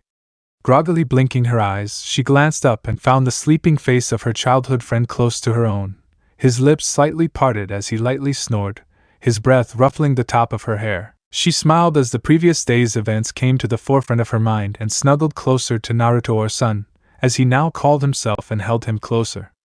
Inwardly, she marveled at the warmth of his skin and firmness of his muscles, and the gentle but encompassing way he held her in his sleep. Naturally, her eyes were drawn to his lips, and she remembered the kiss she had laid on him the night before. I'm so confused, Ty Lee griped inwardly, playing with a strand of Sun's sunny blonde hair. Just the day before, I learned that my best friend was still alive after 10 years of thinking that he was dead, and hoping that he wasn't. And then, after he watched me perform and I invited him to sleep with me, and then I kissed him. She sighed in dismay and closed her eyes, sinking into the warmth his body provided, vowing to figure it out later. Sun awoke with the sweet smell of Ty Lee in his nose, which wasn't marred at all by the slight salty tang from the sweat built up in her performance last night. He sighed into her soft brown hair, recalling the kiss she had laid on him. I really need to talk to her. Ty, he whispered, shaking her lightly. Wake up. Ty Lee shuffled a bit, grumbling. No. Don't wanna, warm. There's something important I need to tell you about. Sun insisted, shaking her more. Groggily, she lifted her head up and blinked slowly. Was it? She asked, yawning widely. Taking a deep breath, the blonde bender started. Okay, while I was gone, I ended up getting engaged to a woman who will eventually take over her village. Ty Lee, now fully awake, sat up and stared down at him with wide gray eyes. You're getting married? She whispered, her voice sounding horrified. Yes, he said simply, sitting up. I wanted to tell you now before anything else happened between us. I didn't want to mislead you or anything, Ty. I'm really sorry. The acrobat drew her knees up to her face, staring at the pink bedspread. But why? She finally asked, not meeting his eyes. Because I can do this, he replied, holding out his hand and bending an orb of water from her wash basin over to them. Sun froze the ball, before yellow flames sprang from his palms and engulfed the ice, evaporating it into a cloud of steam, which he banished from the tent with a stiff breeze. You, Ty Lee murmured in a shocked whisper. You're the… Sun held out his hands placatingly. I'm not the Avatar, Ty. I can bend multiple elements, but I'm not him. That's part of why I got engaged. Her father realized that, when people find out that I can do this, and possibly my children, they would do everything they can to get their hands on my power. So he engaged us, willingly, to ally myself with them. He sighed and ran a hand through his hair, so the acrobat started hesitantly. You'll end up being, like a lord or something? Sun nodded. Basically, yes. She bit her thumb in thought, her forefinger poking the tip of her nose. That means you could end up with wives from all over the nations. Ty Lee realized, sitting up straight. The blonde blanched. Well, yes, I guess. Actually, the princess I'm engaged to, she's been pushing me to find other women from other nations to take places with her, so that I don't end up surrounded by a bunch of girls who would willingly kill the others to get my favor and possibly my children. He shuddered, more than a little disturbed. It's really weird to think about, much less talk. Silence descended on the tent, both of the inhabitants lost in thought. Ty Lee eventually broke the silence. That means there's still a chance, though. Sun looked up from his contemplation, having been thinking of his princess almost ordering him to look for other women, and how weird and somewhat hurtful that was. A chance for what? He asked cluelessly. Ty Lee flushed a deep pink, uncharacteristically quiet while poking her fingers together. A chance for us, she murmured, her gray eyes sparkling as she glanced up at him. The blonde's eyebrows went up in shock. Us? He repeated in a dull monotone. Well, the acrobat pushed her hands together nervously. I've had a crush on you since we were kids, Naruto. I know that. I mean, we used to play being married, remember? I couldn't help but imagine that happening when we were older, or fantasizing a little. Sun shook his head ruefully, smiling despite himself. I remember that. I had a crush on you too, Ty. I was so nervous whenever we played being married because I did the same thing. Though, those angry looks Azula and Ma would shoot at us was weird. I wonder why they would get angry. Ty Lee giggled to herself at the confused look on his face. He go by a different name, and he may be older and more mature, but he's still Naruto. Anyway, you would have to ask the princess, Ty. He finished with a sigh. And to do that, you would have to come to the North Pole with us. The North Pole? She voiced her confusion. Sun nodded. The Avatar Aang needs to learn how to waterbend. The only people who could teach him are in the North Pole. You would have to leave the circus behind, Ty. And you're happy here. I couldn't take you away from that. Ty Lee looked down at her knees. I need to think about this. And clean myself up. She added, sniffing herself and grimacing theatrically. It's a lot to take in, I know. Sun said sympathetically. I'll go get us some breakfast. I'll be in the big tent," she called after him as he donned his armor and left. Striding through the camp, Sun was treated to the sight of the various performers the morning after a show, most of them a mixture of tired and hungover. It was funny to see the active people from last night turned into the shuffling, moaning half-living bodies crying out for food and silence. After retrieving 2 bowls of rice porridge from the dining area, Sun was treated to the sight of the circus owner, an older man with gray hair, talking to a Fire Nation soldier. Instantly, he ducked behind a nearby tent, their conversation drifting into his ears. "While it is always a pleasure to host a member of the armed forces, I must ask what you are looking for," the owner, Juan, said. The other man's voice was flat but very fast, as if he was thinking 3 words ahead when talking. "I have heard rumors of a very talented acrobat who performs here at this circus, and I have reasons to believe that she could help in the war effort, and I need to see her immediately." Tai Li was the first thought that popped into Sun's head as he peeked around the tent to look upon the Fire Nation soldier. And he found that he was no ordinary soldier. No, the curled golden dragon and the Fire Nation symbol that shone in the early morning light denoted that, not only was that soldier not a soldier, he was a general. There was gold trim to his armor, and his dark brown hair was held in a topknot by a golden piece that denoted his rank. "Tai Li?" Juan asked in disbelief. "She's a magnificent acrobat, yes, but I don't see how a single girl could possibly help the war. That is for the Fire Lord and I to know," the general replied flatly. Juan crossed his arms, frowning heavily. "I need more than that, General Ran." Sun felt his blood run cold. "Oh, spirits," he whispered, dropping the bowls of food to the ground and sprinting to the big tent. Pushing through the limp curtains that served as the opening, he came upon the sight of Tai Li standing on her hands, which held a pair of chopsticks each that she was balancing on with a look of concentration.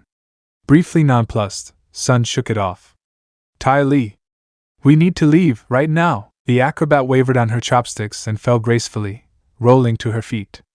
"Naruto, I was trying to think." What then? She noticed the panicked look on his face.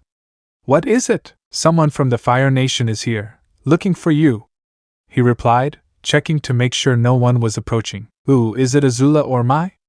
That would be so nice of them," she cheered happily, before looking confused. "But why should we leave?" Sun gave her the most grave look he could muster. "It's not Azula or Mai Tai, it's a general from the army, he's here to take you." Before she could ask why, he continued, "Have you ever wondered why you can jump as far and as high as you do, Tai Li? It's not something just anyone can learn through training, it's an inborn talent for manipulating air currents." "You're an airbender," Tai Li gaped, her eyes wide. "That's not possible," she whispered, looking down at her hands. "That is not possible." "It's more than possible, Tai. It's reality, and a Fire Nation general knows. He knows because he's an airbender himself." Sun stepped forward and took her arm gently, but firmly. "We need to go. I swear I'll tell you everything you want to know, but we have to go, now." At that moment, General Ran entered the big tent, stopping as he saw the white-robed blonde standing next to Tai Li. "The criminal is here as I suspected," he muttered to himself, though loudly enough that they heard. "So you have come to the realization that the acrobat is an airbender yourself, criminal. However, I will not allow you to leave with her in your possession." And then he disappeared in a blur of motion. Sun knelt and snatched the chopsticks from the ground and hurled them behind himself as he jumped and rolled forward. Ran blurred back into view as the wooden sticks punched into the pillar of wood supporting the canvas around him, apparently missing him entirely. He attempted to move again, but was pulled back as the chopsticks had stabbed through the bottom of his sleeves and the metal just above his shoulders, pinning him in place. The blonde picked Tai Li up on his shoulder and dashed from the tent, heading towards the acrobat's place. Arriving, he set her down. "Tai Li, grab whatever you need and quickly, he won't be held back for long." Still in shock, the pink-loving girl quickly moved about her tent, grabbing what she valued most and stuffed it into a canvas bag, including a bag of coins that must have been the payments for her performances. After she was done, Tai Li picked up the painting and slipped it down the front of her shirt. "All right, I'm ready," she said, her voice quavering. He picked her up again and ran for the nearby forest, carrying her bag under his arm. A sharp whistle was his only warning as a blade of air zipped past his head, slicing a tree in front of them in half. "Drop the airbender, criminal," General Ran somehow managed to shout with his flat tone. No! Sun shouted, bending a ball of flame at the general. She's coming with me. The best idea would be to play as if he was kidnapping Ty Lee. That way she wouldn't become a criminal. Ran blurred away, easily dodging the blast and dashed forward, drawing a pair of empty sword hilts from his waist.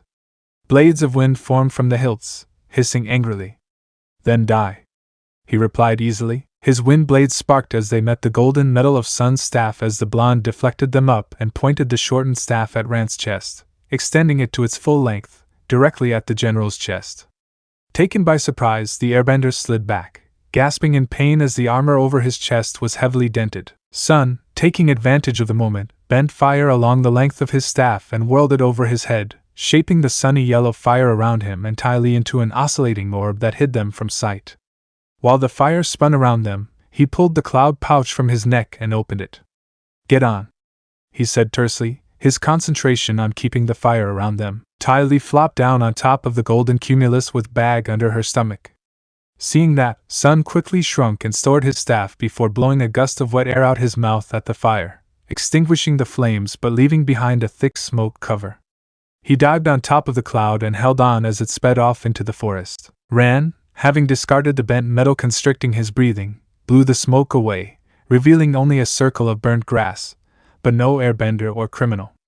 This is troubling, he muttered, frowning and storing his weapons away. Say what you will about Ty Lee, but she doesn't get held down for long. Sun thought in amusement as the acrobat cheered, the wind in her face pulling her brown hair behind her like a streamer. After escaping from General Ran, they were now heading to Omashu to join up with the others, who should have been done with their community service shortly. Gathering herself, Ty Lee shifted on the cloud and sat close to the blonde, holding onto his arm. Naruto, she called, drawing his attention. Who was that man? And why did he scare you? Sun sighed. That was General Ran of the Fire Nation Army. He's one of the most dangerous men in the world, and he was trying to take you. Once he realized that I was protecting you, he would have started targeting you, if not to get me off guard then to make sure you couldn't leave alive. I can take care of myself, you know. She frowned at the implication that she would be a liability in combat. I created my own fighting style that works really well against benders. I wasn't trying to say that you can't protect yourself, Ty, he said apologetically, wrapping an arm around her shoulders. But you saw how fast he moved. We had to run. Plus, he's a general. He was bound to have an entourage of benders with him, or even his twin. Sun shuddered, making the acrobat concerned. What's so scary about them? Ty Lee asked. I'll wait until we meet up with the others. He shook his head, steering the cloud down into a copse of trees near Omashu's road. It's a long story, and they need to know. Here, take my robe, and we can get you some clothes that don't stand out as much. Ty Lee frowned unhappily, but draped herself in the white cloth, which ended looking very cute, like a little girl wearing her much older mother's bathrobe. What's wrong with my clothes? I like pink. Nothing's wrong with pink, Sun was quick to reply. But your clothes are very Fire Nation, and the rest of world aren't their biggest fans. You can keep the pink, but we need to replace the dark red. The acrobat looked down, tugging at the dark red piece on her shoulders. But nothing else really goes with pink, she groused, before sticking her tongue out in disgust. You, imagine wearing green with pink, that would be so ugly. Sun chuckled, holding out his arm. Well, white seems to go with the color just fine, he pointed out. Ty Lee held open his robe with one hand, checking the colors with one another. Hey, you're right. Maybe I can get some black to go with both of them. That would be cute. She took his arm, her bag slung over her shoulder. So, Naruto, you never told me why you're traveling with the Avatar. What's up with that? The blonde gave a long-suffering sigh. It's a long story, he said as they began to head down the road towards Omashu. Okay, so after I managed to escape Ozai, with a little help from Uncle, I fell into a portal that led to the spirit world, where I met a bunch of spirits, including one who would become my master, a mischievous bastard monkey. He wouldn't stop laughing. I mean, yeah, looking back on it, it was funny, but I was picking gravel out of my teeth for weeks. I missed and hit the pillar behind him, cleanly breaking it, and then the building started falling down on top of us. We stopped fighting and ran for the exit, and we made it out safely. We were surrounded by the local police force, and we both got arrested. And that's how I became friends with him. And its tongue hit me, and I suddenly couldn't move. Then I threw glitter in his face and punched him, and I said, "It matches your sparkling personality." And then I traveled to meet you on my cloud, and well, you know the rest. Sun finished about an hour later. The two had entered Omashu and were making their way up the palace to see Bumi. Ty Lee, her face red from constant laughter, leaned heavily on his shoulder as the guards made way for them. Wow, Naruto. You could walk down the street for some fire flakes and end up meeting a dragon, with the way your luck seems to go. Tell me about it, Sun replied, rolling his eyes. But, at the very least, I get to meet new and interesting people. You're about to meet 4 of them, actually. Her face falling, the acrobat squeezed his arm and looked down in worry. Do you think they'll like me? She asked, nervously playing with her long braid. They'll be suspicious of you, at least at first, he answered truthfully. But I know that, after a while, they'll start to trust and like you, like I do. Sun glanced away and thought. Well, maybe not like I do, but they'll like you. It's hard not to enjoy your company, Tai. She hugged his arm closer to her and stood on the tip of her toes, lightly kissing his whiskered cheek. Thanks, Naruto. I enjoy your company too. They shared a light blush, before entering the arena where the guards had directed them. They found Aang fighting, i.e., running, from King Bumi, who was insanely muscled and spry for an old geezer, while Katara and Sokka watched from a balcony, both covered in quick-growing jade and sapphire crystals, respectively. Whoa, Ty Lee whispered. That old guy is buff. Yeah, Sun agreed dryly, watching Bumi stomp the ground and create a fissure that Aang nearly tumbled into.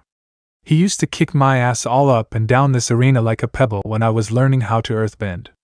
I don't see how this is community service though. Taking glance at the crystal-encased water siblings, the blonde noticed the portions of the colorful rock glowing, before growing even more. I can see how that is community service, in a roundabout way. Are they growing genomite for a candy shop they destroyed? Bumi did say something about property damage. Shrugging, he reached over and snapped a pair of crystals off of Sokka and stuck one in his mouth, offering the other to Ty Lee. Genomite? She took the crystal with a confused look. Naruto? He hummed around the candy in his mouth.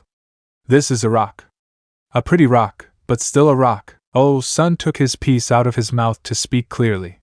It's genomite, also called creeping crystal. It's naturally growing rock candy. Ty Lee blinked in surprise, looking down at the crystal as it grew slightly in reaction to her body heat. Huh. The Earth Kingdom is weird. Shrugging, she stuck it in her mouth and smiled. But sweet, Sun nodded in agreement. I don't really like sweets, but I like genomite. I think I picked up the habit from Gramps. It helps that it also has healthy minerals in it that help when recovering from fighting. Ty Lee made an interested sort of gurgle around the candy in her mouth, and they settled down to watch the fight. It came to a head when Bumi used his powerful earthbending to rip the balcony on the opposite end of the arena from the wall and hurl at Aang.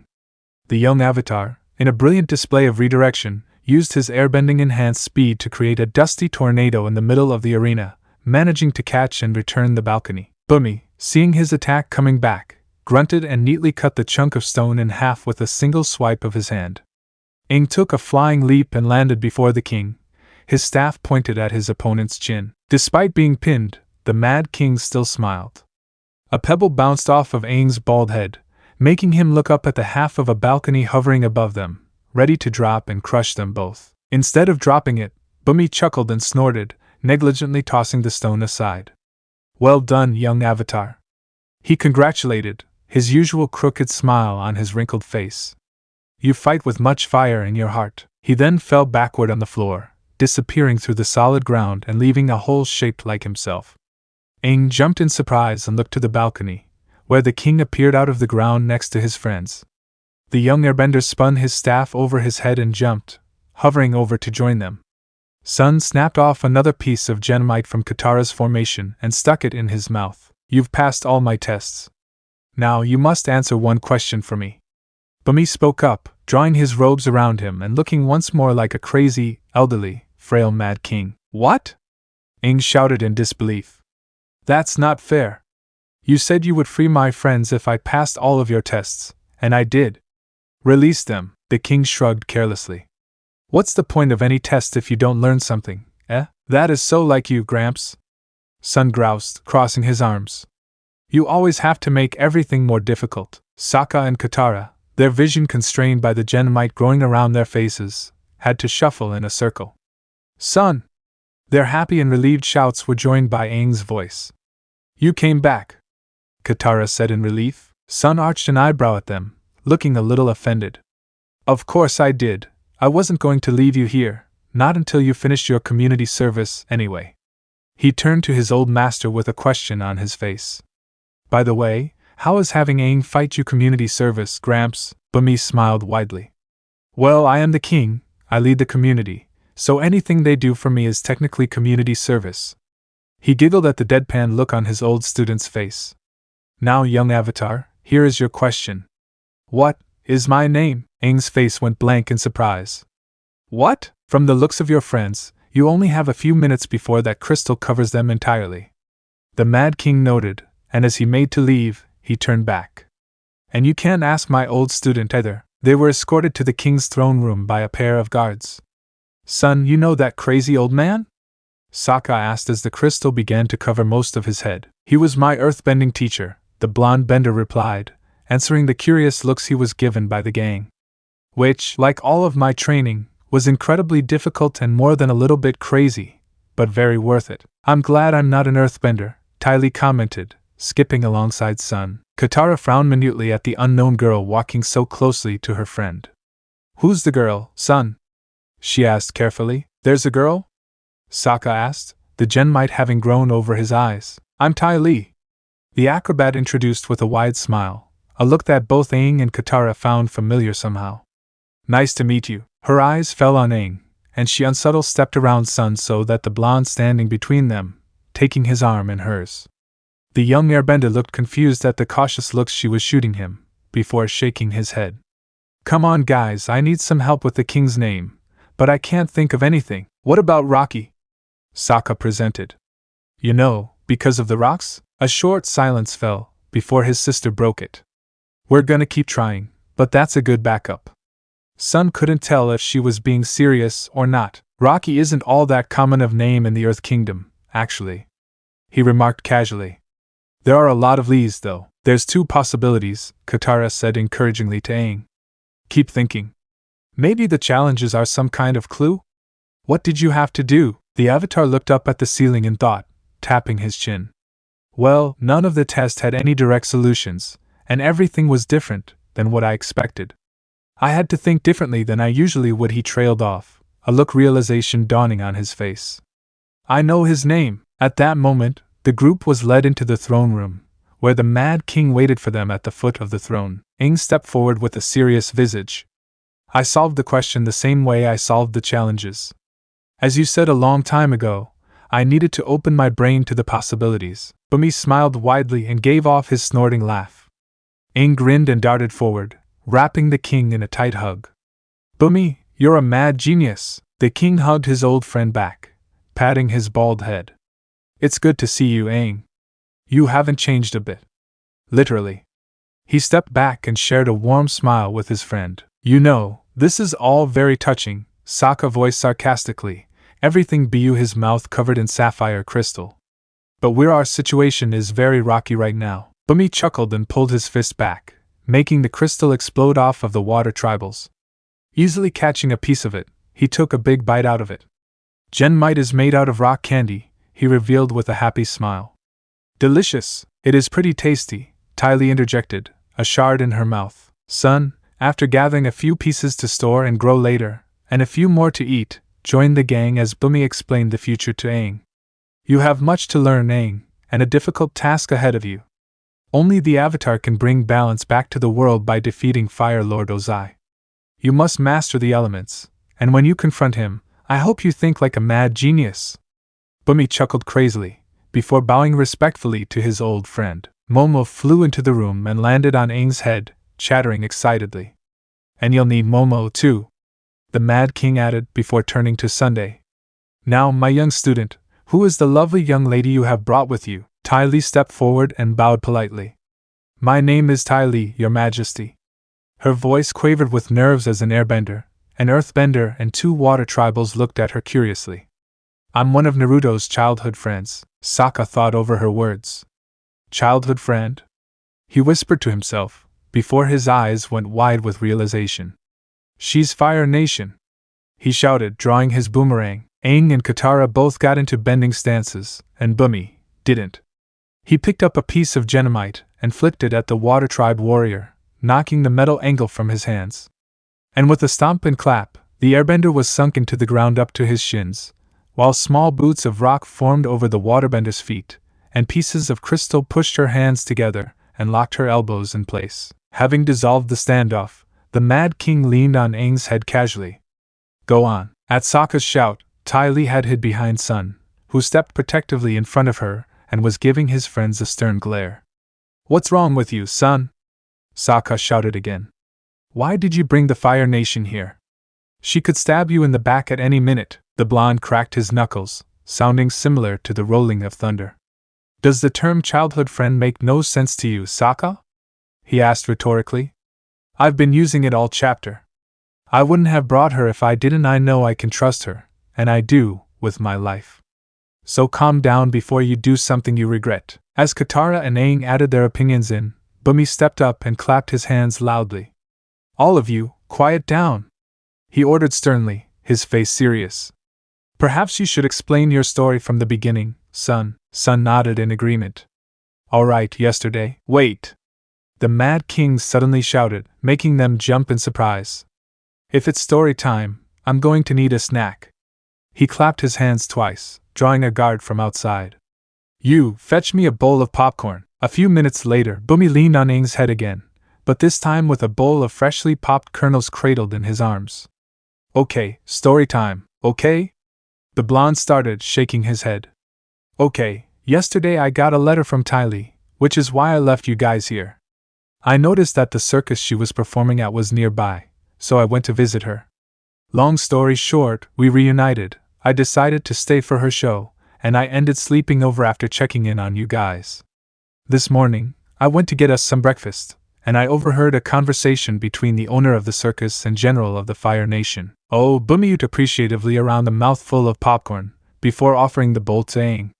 "Popcorn? I'd like to get out of the floor, actually," the young airbender replied with a glare at his old friend. The Mad King arched an eyebrow. "Is that no on the popcorn, then?" Aang sighed and took a handful of the snack, Momo snagging an armful for himself. "Beside the obvious, what's so bad about a Fire Nation general?" Katara asked in confusion, lowering her candy-encased hands. "I'll get to that later," Sun replied, but he wanted to find Ty Lee because he thought she could be an asset in the war effort. Sokka traded confused glances with his sister and Aang. Why exactly?" he asked. "Because he figured out that she's an airbender." The flat comment was greeted by complete silence, except for the crunch of popcorn. "And the General ran, he knew because he's also an airbender." Aang's jaw dropped even further, shock evident on his paling face. "What?"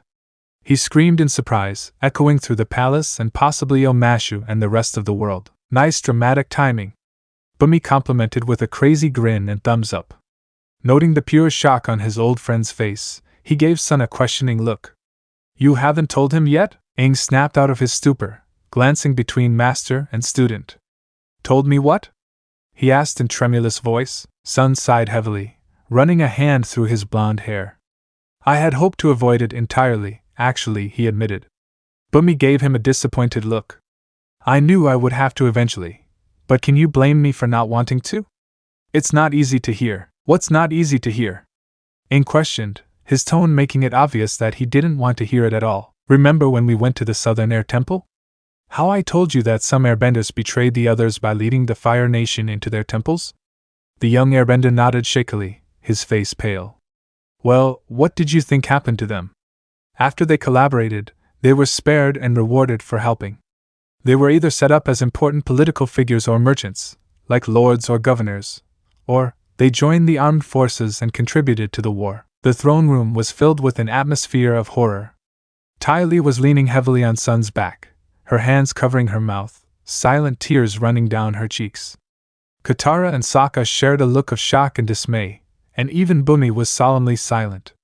That didn't compare to Aang, who looked as if his worldview had been shattered to pieces with the bleached skull of a loved one. Sun inhaled bracingly, licking his dry lips. Over 100 years, they had children, and their children had children, who either never knew of their heritage, like Ty Lee, or they did and joined the war, like Ran and his twin brother, Run, who are part of a group of elite soldiers known as the Ember Generals. The number varies a bit, but I know of 5, and I know the names of 3. Ran and Run, twin airbenders, and General Singh, a firebender. That's not possible, Aang whispered brokenly, clasping his hands to his head, his eyes fixed on the floor. This can't be real. Unfortunately, it is very real, Aang. Bumi interjected with a sad visage. Why didn't you tell me, son? The Avatar asked shakily. I knew how you would take it, Aang. Sun replied regretfully. I was in shock when I discovered it myself. I can only imagine how you feel, Aang whispered. Why? Why didn't you tell me? The room darkened as his eyes and arrows began to shine an ethereal blue. The ground shattered around his feet, an orb of violently spinning wind swirling around him as he floated into the air, his fist clenched and a snarl on his face. Aang! Bumi shouted in worry, covering his face from the violent air whipping through the room. Stop, son, his orange scarf blowing in the wind, stepped forward as everyone else stepped back, the gold in his armor and his hair beginning to glow with warm yellow light. His eyes met Aang's just as the blue was overtaken by yellow. His face became a stern, stone visage, his hand held out towards the Avatar. Stop! He ordered in a layered, uneven tone. The palm of his hand shone as the sun etched itself into his flesh, glowing. The shine fought against the blue of Aang's Avatar state, piercing through the orb around him and meeting his forehead. Calm yourself before you do something you regret, Avatar. Not Sun spoke as the Avatar state faded, slowly dropping Aang to the ground. The glow faded from Sun, who blinked and stepped forward, wrapping the young airbender in a comforting embrace. I know I should have told you, Aang, he murmured sadly. I didn't want to cause you any more pain, but I guess it was inevitable. Aang didn't reply, only burying his face in Sun's shoulder and beginning to sob, tightly hugging the blonde bender. Bumi joined in, quickly followed by Katara and Sokka. Ty Lee stood apart from the group hug, feeling like a stranger intruding on something very private. That is, until Sun looked up from the hug and noticed her standing awkwardly. Giving her a soft smile, he held his hand out to her. The acrobat gulped and shuffled over, slowly taking the hand and being pulled into the warm embrace. Several minutes of comforting later, the group eventually broke up, wiping their faces. Think of it this way, Aang, Sun said comfortingly. You are the last true airbender. But there are maybe hundreds of airbenders who don't know their heritage out there, just waiting to bring back the air nomads, and there's one right here with us. He slid his arm around Ty Lee's shoulders, and the acrobat waved nervously. Hi, she greeted with a shy blush. I'd like to learn how to be airbender, if that's all right. Aang, his eyes red, smiled wetly at her. I'll teach you, Ty Lee. And Sunday. But first, I have challenge for you, Sun and Bumi. Sun glanced at Ty Lee, before looking to the Avatar.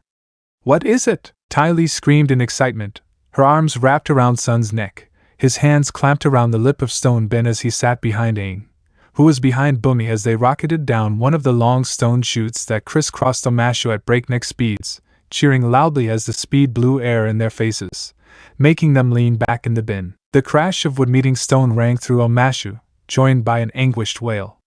My cabbages! Sorry, 3 days away from Omashu, supplies were starting to run a little low. So, while Sokka went foraging for some food to add to their dwindling stores, Aang settled down to teach Sun and Ty Lee some airbending. As anyone could have predicted, the Fire Nation-born acrobat was welcomed into the gang, though treated with thinly veiled suspicion and caution, something that definitely wore down on the cheerful girl. Before we start, Ty Lee held up her hands. You're not going to teach me anything like how to airbend the air out of someone's lungs, right? Or how to create a storm of wind blades to shred someone's skin off? 'Cause I wouldn't be okay with that. I mean, I'm no stranger to fighting, I invented my own style, but I don't really want to kill anyone, not unless I really have to, you know. Her words spilled out like a stream, uninterrupted as the look of shock on Aang's face grew. What? No! He suddenly shouted, making the acrobat draw back. Airbenders don't do that. Ty Lee peeked out from behind Naruto's back. Are you sure? Because that's all we heard you do. Katara frowned at her. Where did you hear that? And why? She asked. Well, it's like the kids' tales, you know, Ty Lee explained, still clinging to Sun's back. Eat all your vegetables, or the ghost of a dead airbender will bend your breath out of your lungs while you're sleeping. Or respect your elders, or a dead airbender will flay you alive with the wind. Parents tells those stories to their kids all the time. You know, the monsters under the bed kind of thing. Aang shot to his feet, clutching his staff angrily. Airbenders aren't monsters, he yelled, face twisted in anger. Yes, because shouting in her face is going to help your case. Sun chipped in sarcastically, feeling his old friend shiver against his back. He liked Aang, but shouting at sweet Ty Lee was a big no-no. Calm down, Aang, it's not like she would know if the stories were true or not. Until she met Ran, Ty Lee didn't know any airbenders still existed, but they dash. They're demonizing my people. The last airbender cried, pointing in the general direction of the Fire Nation. They're turning us into monsters to scare little kids. Sun scowled slightly and clapped his hands, a loud, deep crack echoing from his palms. Of course they are, Aang, he interjected with clipped tones. Everyone knew the air nomads were peaceful for the most part. Every Fire Nation kid, once they heard the story about the airbenders, turned to their parents and asked, why? Of course they wouldn't say, we were scared that one of them is the Avatar, who could stop the Fire Lord's plans, and that's why we wiped out a peaceful people. No, they turned them into monsters, breath-stealing demons to assuage the nation's hidden guilt. It always happens in war, Aang. He glanced at a wide-eyed Katara. Doesn't your tribe do the same, Katara? Tell horror stories about the Fire Nation. How if they aren't good little boys and girls, Ozai will visit them in the night and burn them alive?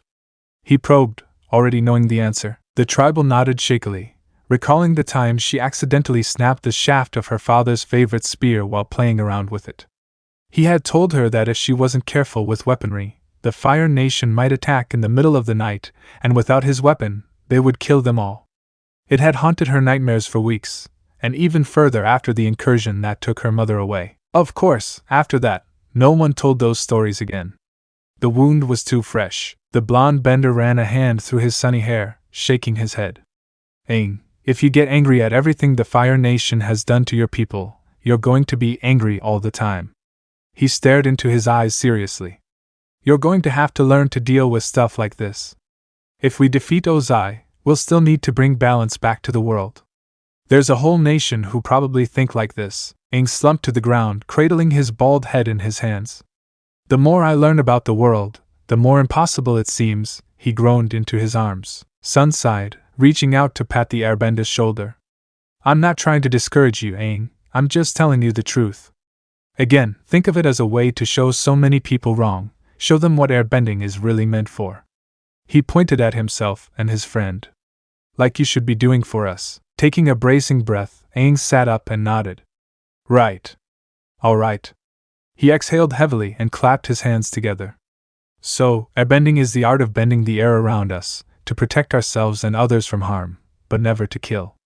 The first step to learning how to airbend is meditation, like so. He sat on the ground, crossing his legs so that his ankles rested on the opposite knee and folded his hands together. Neither Sun nor Ty Lee had much trouble copying his position. Now close your eyes and feel the wind flow around you. The young airbender instructed, making sure his students did so before allowing his eyelids to slide shut. Feel how the breeze plays over your skin, gently pulling at your hair. Feel the emotion of the air itself, how happy, directionless, and free it is.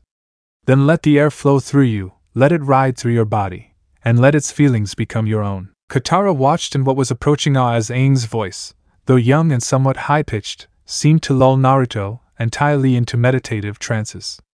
They seemed to be lighter than before, as if they would begin to float away at any second. As you feel what the air feels, realize something. You aren't understanding the wind, you are the wind. You are free.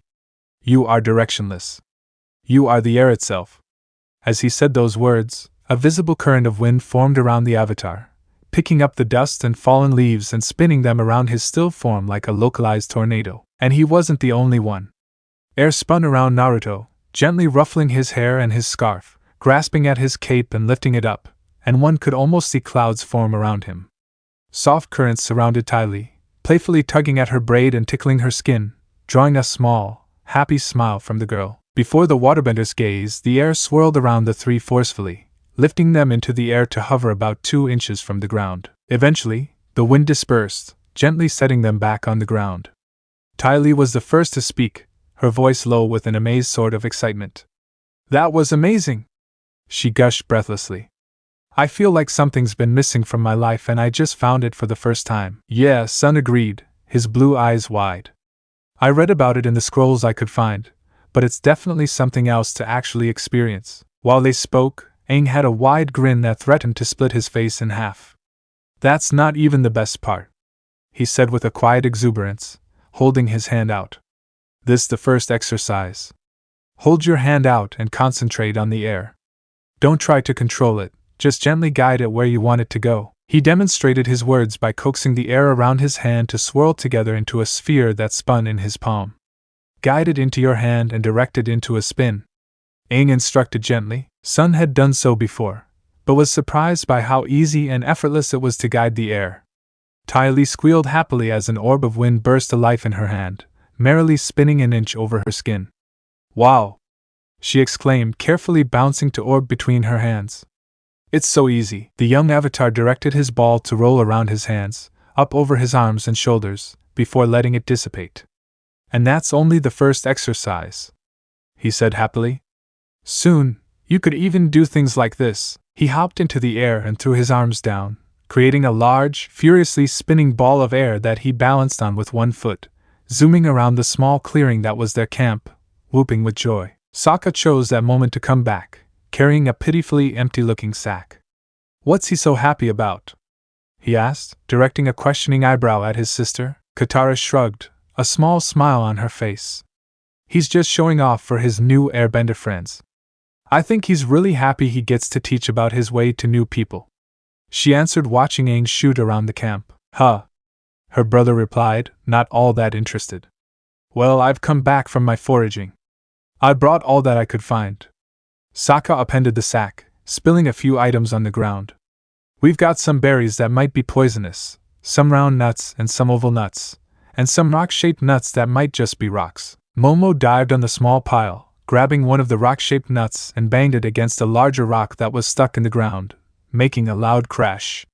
The flying lemur looked between the nut and the rock, before hitting the latter again, getting another loud crash. The group perked up.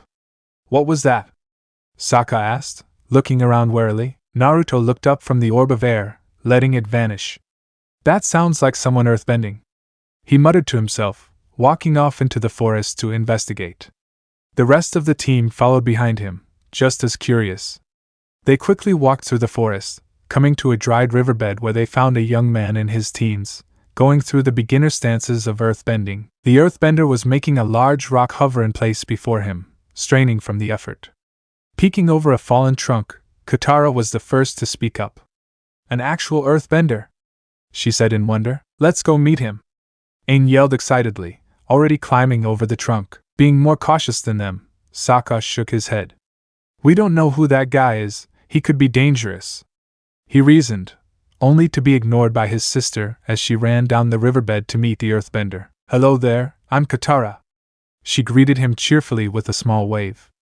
"What's your name?" The earthbender turned to them with a wide-eyed caught-with-your-pants-down look. He dropped the rock and backed away, before turning and sprinting away, quickly bending part of the dried riverbank behind him to block them. "Well, I guess he thought you were the dangerous one, Katara," Sokka called teasingly. She drew up in a huff, turning her face away from her brother. "I just wanted to say hi," she replied indignantly, crossing her arms. Ty Lee tilted her head curiously at the pile of earth and dry riverbed. "Why'd he run away?" she asked. "Son," the blonde bender shrugged. "I'm guessing we're in or nearby one of the Fire Nation-controlled Earth Kingdom village. They tend to separate the benders from the non-benders, so they can control them easier," he replied, watching as Aang and Katara cheered about not having to eat nuts and berries for dinner, then running off to follow the retreating earthbender. The excitable acrobat frowned. "Really? How do they do that?" Her tone suggested she didn't want to know. "Usually by separating them from their element," Sun answered. "Firebenders end up in metal boxes, earthbenders are put somewhere with no earth, like a big boat or a platform of some sort. And waterbenders get their hands locked in molding clay." Oh, Ty Lee mumbled, looking up when she realized that they were alone in the forest. "Did they really leave us here?" Sun sighed and shook his head. "Apparently." They shrugged at one another and began to follow the rest of the group, Ty Lee slipping her arm through Sun's and leaning on her childhood friend. Since we are going into town, we're going to need disguises, the acrobat among them fist pumped with her free hand. Yes. I love disguises. She cheered happily. Oh, what can I be? Maybe we can knock out a soldier and steal his armor, then I can pretend to tie you up and lead you into the village as a fake prisoner. Sun's eyebrow climbed up his head. Or, we can fashion a really long coat from these tree branches and plants, and I can sit on your shoulders. And we can pretend to be a really, really tall person. Ty Lee gushed girlishly. Or wait, we could find some black clothes and wear those to cover our entire bodies, because no one would be able to see us then. Or I could disguise myself as one of those lady warriors you told me about. Both of Sun's eyebrows were nearly meeting his hairline, as he stopped to give his friend an extremely blank look. What? He asked quietly. Ty Lee tilted her head to look at him, her wide gray eyes blinking innocently up at him. What do you think? Sun shook his head to clear his thoughts. Okay, in order. They would only be unconscious for a bit, and we're just going to find the others. And the armor wouldn't fit either. Second, a giant person covered in a coat of leafy branches would definitely be more suspicious than just us as we are now. Same with the black clothes, as it is the middle of the day. Lastly, the Kyoshi warriors aren't all that well known, but they'd stand out. Also, we don't have the materials. The excitable acrobat groaned, pouting in dismay. Chuckling, the blonde bender withdrew his arm from hers and stopped, bending down to pick a handful of bright red berries hanging from a branch, surrounded by green, sharp leaves. I was thinking something a little less drastic, he said, bending a stream of water from the bare trickle in the former riverbed into an orb in his hand. Are you going to eat those? Ty Lee asked cautiously, shooting the vibrant fruits an odd look. That would be a bad idea, Sun replied with a small smile. These berries are poisonous, but they make a pretty good dye. He crushed the berries in his hand, dropped them into the spinning orb of water, the liquid darkening to a deep red. After grabbing and crushing a few more, he pulled his cape off and hung it on a branch. Ty Lee watched with her head tilted curiously as Naruto bent the mix over his cloak, changing the off-white color to a light red, which he dried with a quick blast of airbending. Pulling it down, the blonde swung it over Ty Lee's shoulders, draping the cape about her like a cloak. The acrobat was a lot less broad in the shoulder than Sun, so the fabric hung around her like a curtain. There, Sun said in satisfaction. Now you look like any other traveler, and she did, for the most part. No one would give her any second looks. Ty Lee spun, making the cape swish around her. This is really comfortable, she noted, rubbing the fabric between her fingers.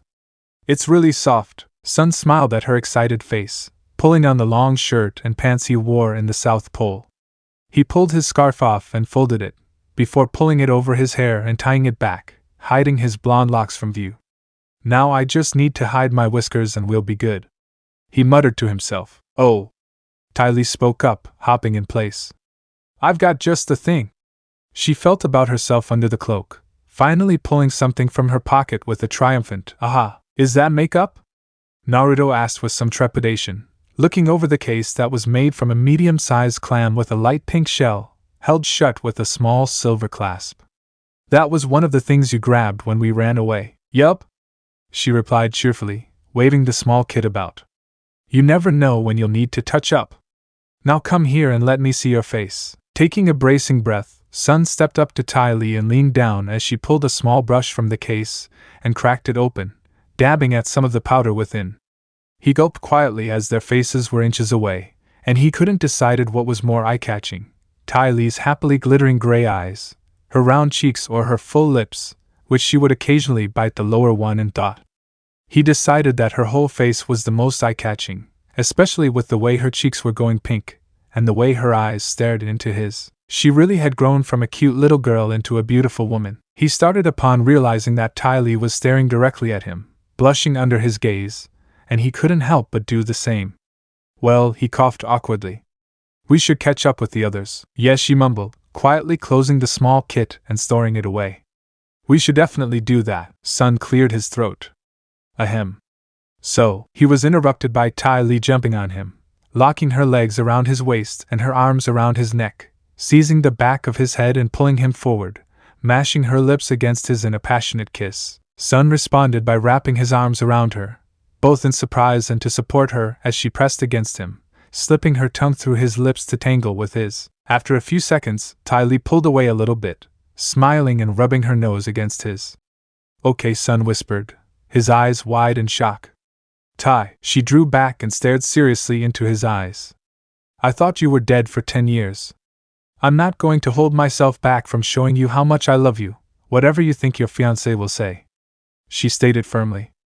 I feel even more free than I did when I ran away and joined the circus, and it's because of you. Sighing, Naruto leaned his forehead against hers, closing his eyes. I know what you mean, Tai. I just don't want you to get hurt later on. He muttered, hugging her to him. She giggled quietly, rubbing her cheek against his. You won't hurt me, will you? I'll do my best not to. He promised. The future was always in motion after all. Then it's not a problem. Ty Lee replied, ending the conversation. She pecked his lips once more before pulling away, her eyes landing on his cheek. Whoops, I accidentally rubbed some of your disguise off. She giggled, retrieving the kit again. After touching up Sun's face, the two of them followed the trail left by the others, finding themselves in a small, walled-off village that had various Fire Nation troops patrolling the streets. The soldiers leered at the villagers, and they in turn shrank back, as if wishing to disappear into the ground or the walls. Ty Lee gripped Sun's hand tightly, her face stony and blank. They caught sight of the hem of Sokka's blue clothing as he disappeared into a store, and they quickly caught up with the others, slipping inside just as Aang said, No, she doesn't. We saw you earthbending. A harried-looking woman hurriedly shut the door and dropped the blinds, before turning to the teen who was obviously her son. They saw you doing what? The teen drew back, before pointing a finger at them. They're obviously crazy, Mom. I mean, look at how they're dressed. He denied. Sun narrowed his eyes at the panicked, weary look both Earth Kingdom villagers sported, furtively shooting looks at the closed windows. I was right. He sighed quietly, crossing his arms over his chest. You know how dangerous that is, Haru. The woman barked, worry and fear etched on her face. You know what would happen if they caught you earthbending? A sudden pair of hard knocks on the door only heightened the tension, and that was taken even further when Sokka quietly announced, Fire Nation. He turned to the gang and ordered, Act natural. As Haru's mom went to the door, Sokka grabbed a fruit and held it out speculatively as Haru looked down at it, a hand on his chin in thought.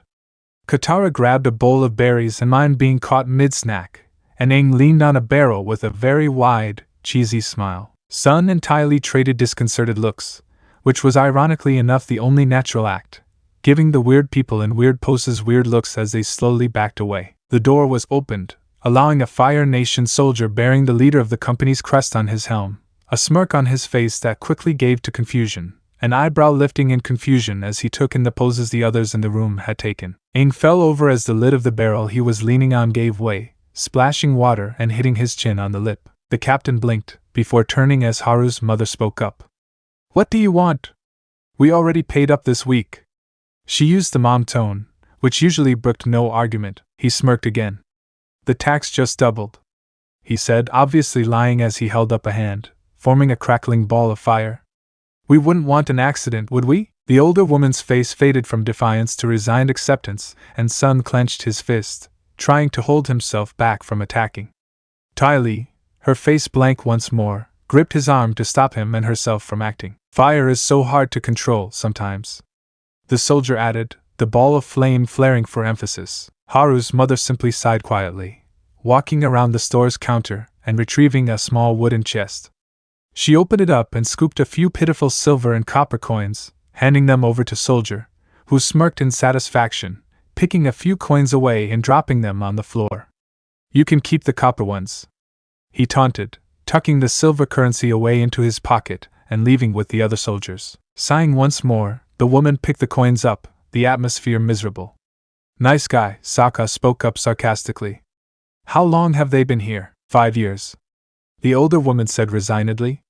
The Fire Lord uses our coal mines to fuel his ships, Haru scoffed, his face twisting in anger. They're thugs. He spat. They steal from us, they steal from everyone. And no one does anything because they're all cowards. His mother shot him a warning look. Don't say that, Haru, she ordered firmly. But he's an earthbender, Katara insisted, though quietly. He can help. How could he help, Katara? Sun asked suddenly, his face stern. From what I saw, he's a beginner, if that. Even if we helped, there's an entire company occupying this town. We can't face that by ourselves without causing a lot of damage. The soldiers take away any earthbenders they find. Haru's mother said sadly. They took away Haru's father. I can't lose him, too. Earthbending has brought nothing but misery to our family. A solemn silence fell over the shop, each occupant lost in their thoughts. So you said something about creating a fighting style? Sun asked as they set up their bedrolls in the barn near Haru's house, his mother graciously letting them use it for the night. Ty Lee perked up from her dark thoughts, a bright smile lighting up her face. That's right. I call it chi blocking. She took a loose fighting stance, her hands curled into fists. Aang flopped onto a bale of hay next to them, cupping his chin and looking curiously at the acrobat. Why do you call it chi blocking? She blinked blankly. Because it can block chi, she replied slowly, giving the avatar a strange look. I've never heard of that before, Sun interjected, giving his friend an impressed look. And you created it yourself? Ty Lee blushed, nodding happily. Yup. I mean, I studied a few medical scrolls so I could find the chi systems in people, and a few acupuncture scrolls, and I used that knowledge to create chi blocking. She explained quickly, throwing a few punches for emphasis. I don't really believe that, Sokka stated, lazily reclining on Appa's tail with a piece of hay in his lips. You don't really seem like the type to make something like that. The acrobat turned a narrow-eyed glare on the warrior. What do you mean by that? She asked, her tone threatening. Sokka, completely ignoring the change in atmosphere, casually added fuel to the fire. Well, you're a girl, all giggly and ink. I just don't see it. He finished with a shrug. Ty Lee's smile became just a little bit menacing. It works on non-benders too, she added. Stand up, and I'll show you. Sun watched with no little amusement as Sokka sighed, like standing up was some great effort that could be better spent lying around or eating. He leaned against a post, looking bored. Without warning, Ty Lee darted forward, jabbing Sokka in the shoulder with 2 fingers, causing his arm to fall limp and for him to collapse against the wooden post. Then, she lightly kicked the inside of his knee, which led to Sokka falling to the ground, 2 of his limbs numb. Believe me now? She asked sweetly. Sokka nodded frantically, trying to wiggle away from the smiling airbender. Yes, I believe you now. Can you unchi block me, please? Ty Lee shrugged, still smiling. I can't do that, sorry, she answered, not sounding sorry at all. She cartwheeled over to Sun, who was finishing setting up his bag. He looked up at her, a smirk playing on his lips. I won't lie, Ty, that is both really impressive and really scary at the same time, he said truthfully. Ah, you really think so? She turned away, cheeks flushed at the compliment. Very. Sun replied simply. Ty Lee gave him a tight hug, leaning her head on his shoulder. Thanks. Aang poked Sokka in the leg, interestedly watching the Water Tribe warrior's reaction. Did you feel that? He asked, jiggling Sokka's arm with his staff. No.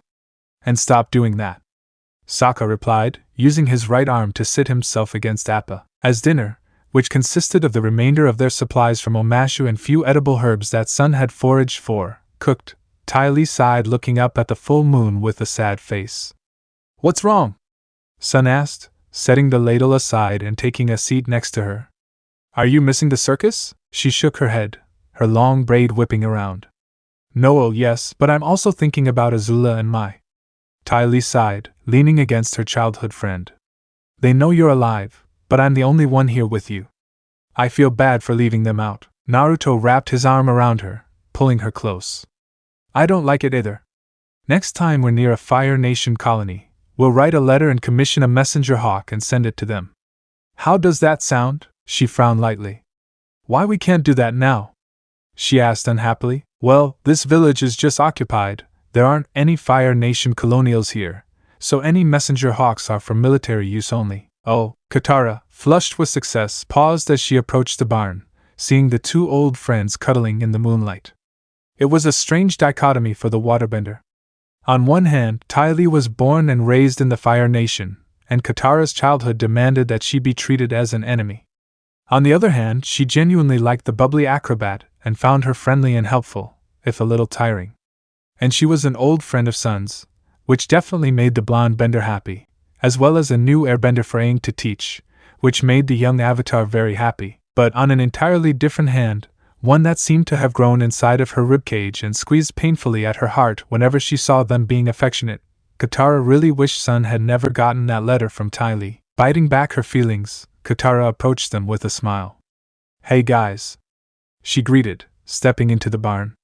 "You'll never guess what happened." Sun served the traveler's stew out to everyone as she regaled them with the tale of how, during the walk she took with Haru after commiserating about how one of their parents had been taken by the Fire Nation, they came across an old man trapped under a boulder as the entrance to an old coal mine collapsed on top of him, with Haru bravely using his earthbending to save the man from a slow, crushing death. The blonde refrained from pointing out that, if Haru's mother's point of view of earthbending being a curse was widespread, which it probably was, then Haru was probably in danger. However, knowing Katara, her reaction to that news would probably end up with all of them either being caught by the Fire Nation or, more realistically, having to fight them off and run, leaving the town in even more trouble. So, Sun held back and ate his food and went to bed, quietly preparing for the next day. Sure enough, after they woke up, Katara came stumbling back into the barn, grabbing at her hair in anguish. "They took him!" she shouted, eyes wide with worry. "Took who?" Ty Lee asked groggily, rubbing at her eyes. "Haru," Katara answered tearily. "The old man turned him into the Fire Nation, and they came last night and took him away." Sokka, genuinely concerned, put an arm around his sister's shoulders and held her hand. "If they took him last night, then there's no way for us to track him," he said regretfully. "There's nothing we can do, Katara, but we have to do something," Katara insisted, dashing her tears away. "It's all my fault. I pressured him into earthbending." She stopped, snapping her fingers in realization. "That's it." Ty Lee, still half awake, frowned at the waterbender. "Can you stop shouting?" she asked grumpily, yawning widely. "Some of us are still getting used to waking up at dawn." Ignoring her, Katara finished her thought. "We don't have to track him. The Fire Nation will bring me right to him." Aang traded confused glances with Sokka and Sunday. "Why would they do that exactly?" he asked carefully. "Because they'll arrest me for earthbending," she said firmly, looking determined. Sokka started speaking, before stopping and clearing his throat. Katara? You know you're more the magic water stuff, not the magic rock stuff, right?" Katara whirled around, pointing outside. "I have an idea." She proceeded to explain that there were air vents all around town which, if they rolled a boulder over and had Aang and Ty Lee airbend into an adjacent vent, they could mimic the look of earthbending, thus getting her arrested. Sokka cleared his throat, pointing at Sunday. "Katara, you know, son." She arched an eyebrow at him. "What? You realize that I'm an earthbender, right?" Sun spoke up, getting Katara's attention. "It would make more sense for someone who can actually earthbend be arrested for earthbending," but Katara stuttered, recognizing his logic. "But it's my fault he got arrested in the first place. I should be the one to make it right." Aang nodded in agreement, but the blonde bender was quick to shoot it down. "Except that you're not a firebender, or an airbender, and at the prison, while likely on the water." "I'm a waterbender," she interjected, crossing her arms over her chest in irritation. Sun glared at her from under his blonde bangs. "I've taught you a bit, but not enough to be safe in a prison full of experienced firebenders, Katara. It makes the most sense for me to go, not you," he finished. "Besides, I'm the leader of this little group." "Wait, I thought I was the leader." Aang spoke up, frowning. "I am the Avatar, and I'm your guide," the blonde replied. "How could I guide you if I'm not leading?" The Avatar ceded to his logic, but looked put out by it. "I agree with Sun," Sokka added with some finality. "Not just because I don't want to see my sister get hauled off by a bunch of ruthless firebenders, though that is a big part, but because Sun is the most experienced out of us. He can handle himself." Sun nodded to the water-tribe warrior. "Exactly. Thanks." He stood and stretched. "Besides, it's not like I'll be unarmed. I'll still have my bending and my staff." He pulled the shrunken form of his staff from his pocket and shrank it further, to the size of a needle. Then, he put it in his mouth, then quickly took it back out and spat, rinsing it in water. "It tastes like my hands." "The patrol is coming," Aang called from the top of a nearby building. "Take your places." Sun, now bereft of his armor, and in his traveling clothes, turned to Sokka. "All right, now remember to follow us at a distance. I don't know how long it'll take to free the earthbenders, but give me until midnight." Sokka nodded, but Katara huffed. I still think it should be me, she grumbled sullenly. Ty Lee suddenly jumped on Naruto, hugging him tightly. Be safe, okay? She whispered sadly. And come back. Sun gently patted her back, setting her down. I will, Ty. The two girls stepped out of view as a patrol of 3 firebenders came around the corner. Sokka scowled at Sun and pointed angrily at his scarf. Who wears orange anyway? He said sneeringly. It's garish and too bright. Sun's eye twitched. I'll crush you, he roared, shaking the earth with a stomp that sent the warrior to the ground, bending a chunk of earth up from the ground and holding it over Sokka. Orange is the best color in the world. The Fire Nation soldiers saw this very clearly, running forward and pointing their spears at Sunday's stop, Earthbender. You are under arrest. As Sun turned to face them, Sokka pushed himself up and leapt at the blonde, wrapping his arms around his neck. I'll hold him. Sun dropped his arms, letting the rock fall with gritted teeth. You're going to pay for that orange crack, Sokka, he whispered as the soldiers clapped him in irons and began to lead him away. Aang and the others joined Sokka as they watched Sun be taken away. He knows I was joking about that, right?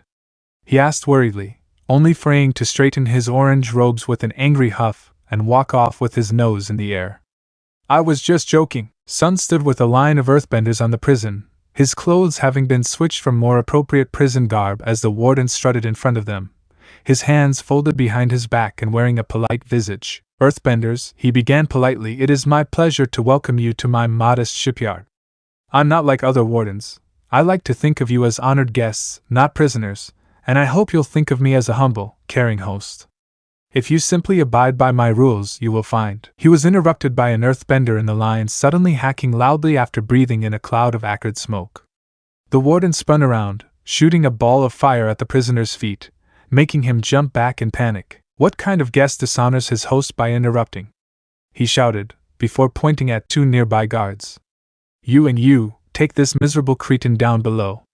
A week in solitary ought to improve his manners. Sun watched helplessly as the man was led away, kicking and struggling. The warden sighed, straightening his armor.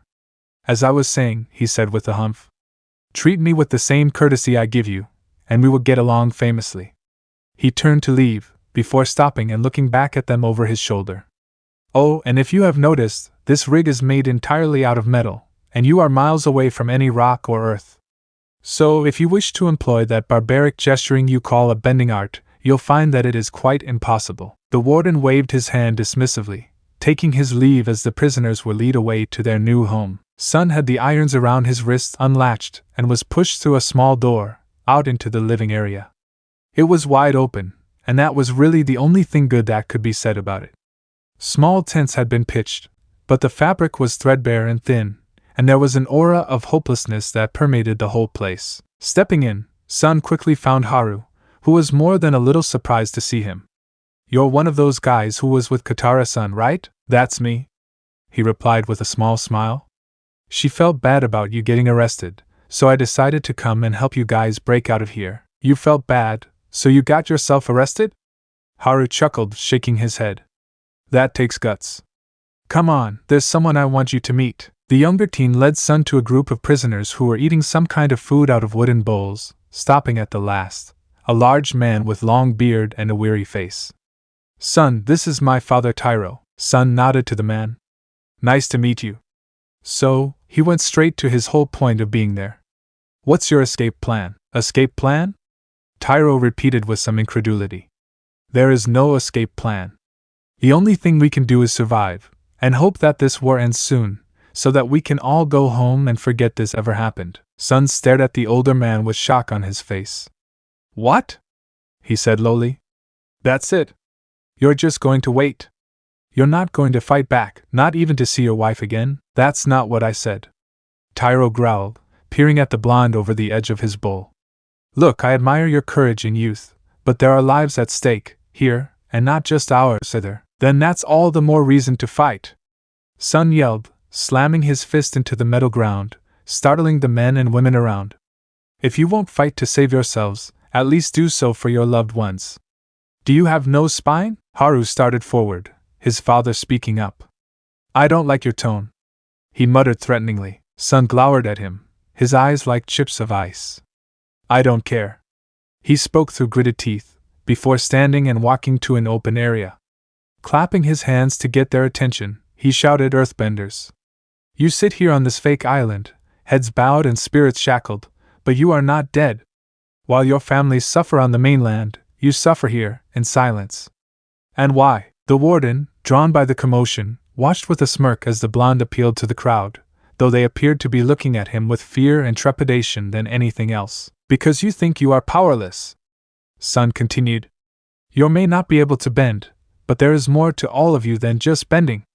You still have arms. You still have lives.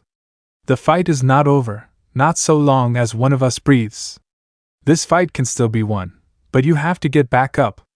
You've been knocked down, but your fate is still in your hands." He raised his arms, spreading them before the masses. "Who will join me? Who still has the will to fight?" he called, watching with dawning disappointment as Haru tried to step forward, but was pulled back by his father. The other earthbenders shrank back, and the warden shook his head, laughing. Turning away, he began to walk off, satisfied that the spirits of his prisoners was still broken. Sun viewed the fearful faces, an empty feeling welling up inside of him. No one. He shook his head in disgust. "I see now. You've been whipped. Beaten down. Broken. So much for the famed unbreakable will of the Earth Kingdom," the blonde scoffed, pointing at smokestack that was spewing black smoke into the sky. "Do you see that? What exactly do you think the Fire Nation is burning? Wood? Coal? They store it under here. The key to your freedom is right beneath your feet." He stomped, throwing his arms out, to seemingly no effect. Then, the platform underneath them shook, a deep rumbling echoing from down below before piles of coal spilled out of vents around Sun, piling up. He stepped on top of the newly made hill, scooping up a handful of coal. "Do you see this? This is the instrument of your freedom. Take up your skills and free yourselves," he called, the warden peering down at him from above. "I ask once again, who will join me? Who wishes to take their fate back?" There was silence. Sun scowled, crushing the lumps in his hand to dust. "Where the hell is your pride?" he barked angrily. "Not just as earthbenders, but as men and women. If you can still be called that. You're more like whipped dogs, cowering before their owner in fear." "That is exactly what they are," the warden called down, a smug smirk on his face. "They have no pride anymore, you foolish boy. I've made sure of that. Did you really think some inspirational speech and some coal would be all it took?" Sun sighed explosively, glancing at the fearful earthbenders over his shoulder. "I had hoped," he muttered. Haru broke away from his father's grip and sprinted forward, scrambling up the pile to stand next to Sunday. "Sun is right." Tyro stepped forward, urgently waving at his son. "Haru! Get down from there right now!" "No!" Haru denied, shaking his head fiercely. "I will fight, even if you won't. Because I'm tired of having to hide what I am, to be ashamed of what I can do with my gift, to suffer because of men like him," he shouted, pointing an accusing finger at the warden. "Join us. Fight back!" The warden laughed uproariously, as if he had just been told a very funny joke. "It was a good effort, boys, truly. But this farce has gone on long enough." He motioned to the firebenders dropping from above to surround the two. "Kill them." As the benders began to create fire, Sun glanced at the other earthbenders, shaking his head in disappointment. "Well, I tried," he muttered, reaching up and pulling a gold needle out of his mouth.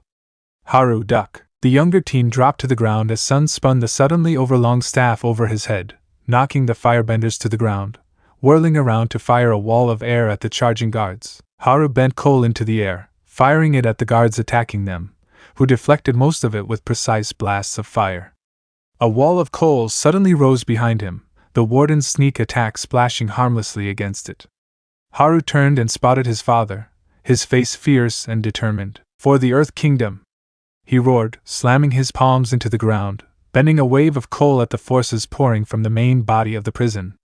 "Attack!" A melee began as the earthbenders, their spirits aroused once more, attacked their captors with boulders of coal and a desire for revenge. The firebenders fought back, littering the deck with heaps and piles of burning coal. Appa flew overhead, dropping of Aang and the others. Katara summoned a wave of water from the ocean around them, throwing it at the firebenders attacking them. Ty Lee flipped through the ruckus, jabbing and kicking those who came near, finding themselves unable to move and falling to the ground, numb. She dodged under a tongue of flame, cartwheeling behind her attack and lightly punching the side of his neck and spine, causing him to tumble forward, before backflipping over a ball of fire, facing the firebender who sent it at her, only for the man to pitch forward, flying over her head and splashing into the ocean. Sun smiled at her, before pointing behind her. Ty Lee spun, her blade slapping the firebender behind her in the face, stunning him and allowing her to blast him off the side with her airbending. Head for the ships, Tyro commanded, hurling a small boulder at the warden. Aang spun his staff, creating a tornado that swept across the deck, picking up both firebenders and Cole, battering the former with the latter, the earthbenders hurling their defeated enemies into the twister. Sun picked up a firebender by his face and hurled him into the whirlwind as it burst, throwing bodies and black rocks into the air to land heavily on the deck. Tyro and another pair of earthbenders gathered the coal and the guards into one large, messy ball, letting it hover over the side. "No, you can't do this! I can't swim!" the warden called fearfully. Tyro grinned fiercely, baring his teeth. "Don't worry, I heard that cowards float," he called, dumping the gathered mass overboard. Hours later, Sun stood at the prow of a Fire Nation ship that had been stolen by the Free Earthbenders, and was now heading towards the mainland. He spied Katara talking animatedly with Haru as Tyro approached. "You were right," the older man said. "Our pride was broken. But you and my son showed me that as long as I still breathe, I can still fight. It is when we lose the will to fight, even for the ones we love, that we truly stop being human," Sun said wisely, looking up at the full moon overhead. "I guess some of my teacher's wisdom rubbed off on me," he thought with a small smile. "Wise words. And while I don't appreciate how you said what you did, my family owes you a great debt," Tyro stated. "And after today, we will take back my village, and the others from the Fire Nation.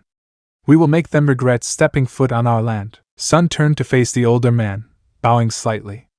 "I wish you the best of luck," he said, sticking out his hand. Tyro chuckled, shaking his hand strongly. "I get the feeling you will need it more than I, seeing as you are traveling with the Avatar," he said knowingly, tilting his head at Aang. "True enough," Sun agreed with a light laugh. He left the prow, approaching Appa, who was sitting on the deck as Aang and the others prepared to take off.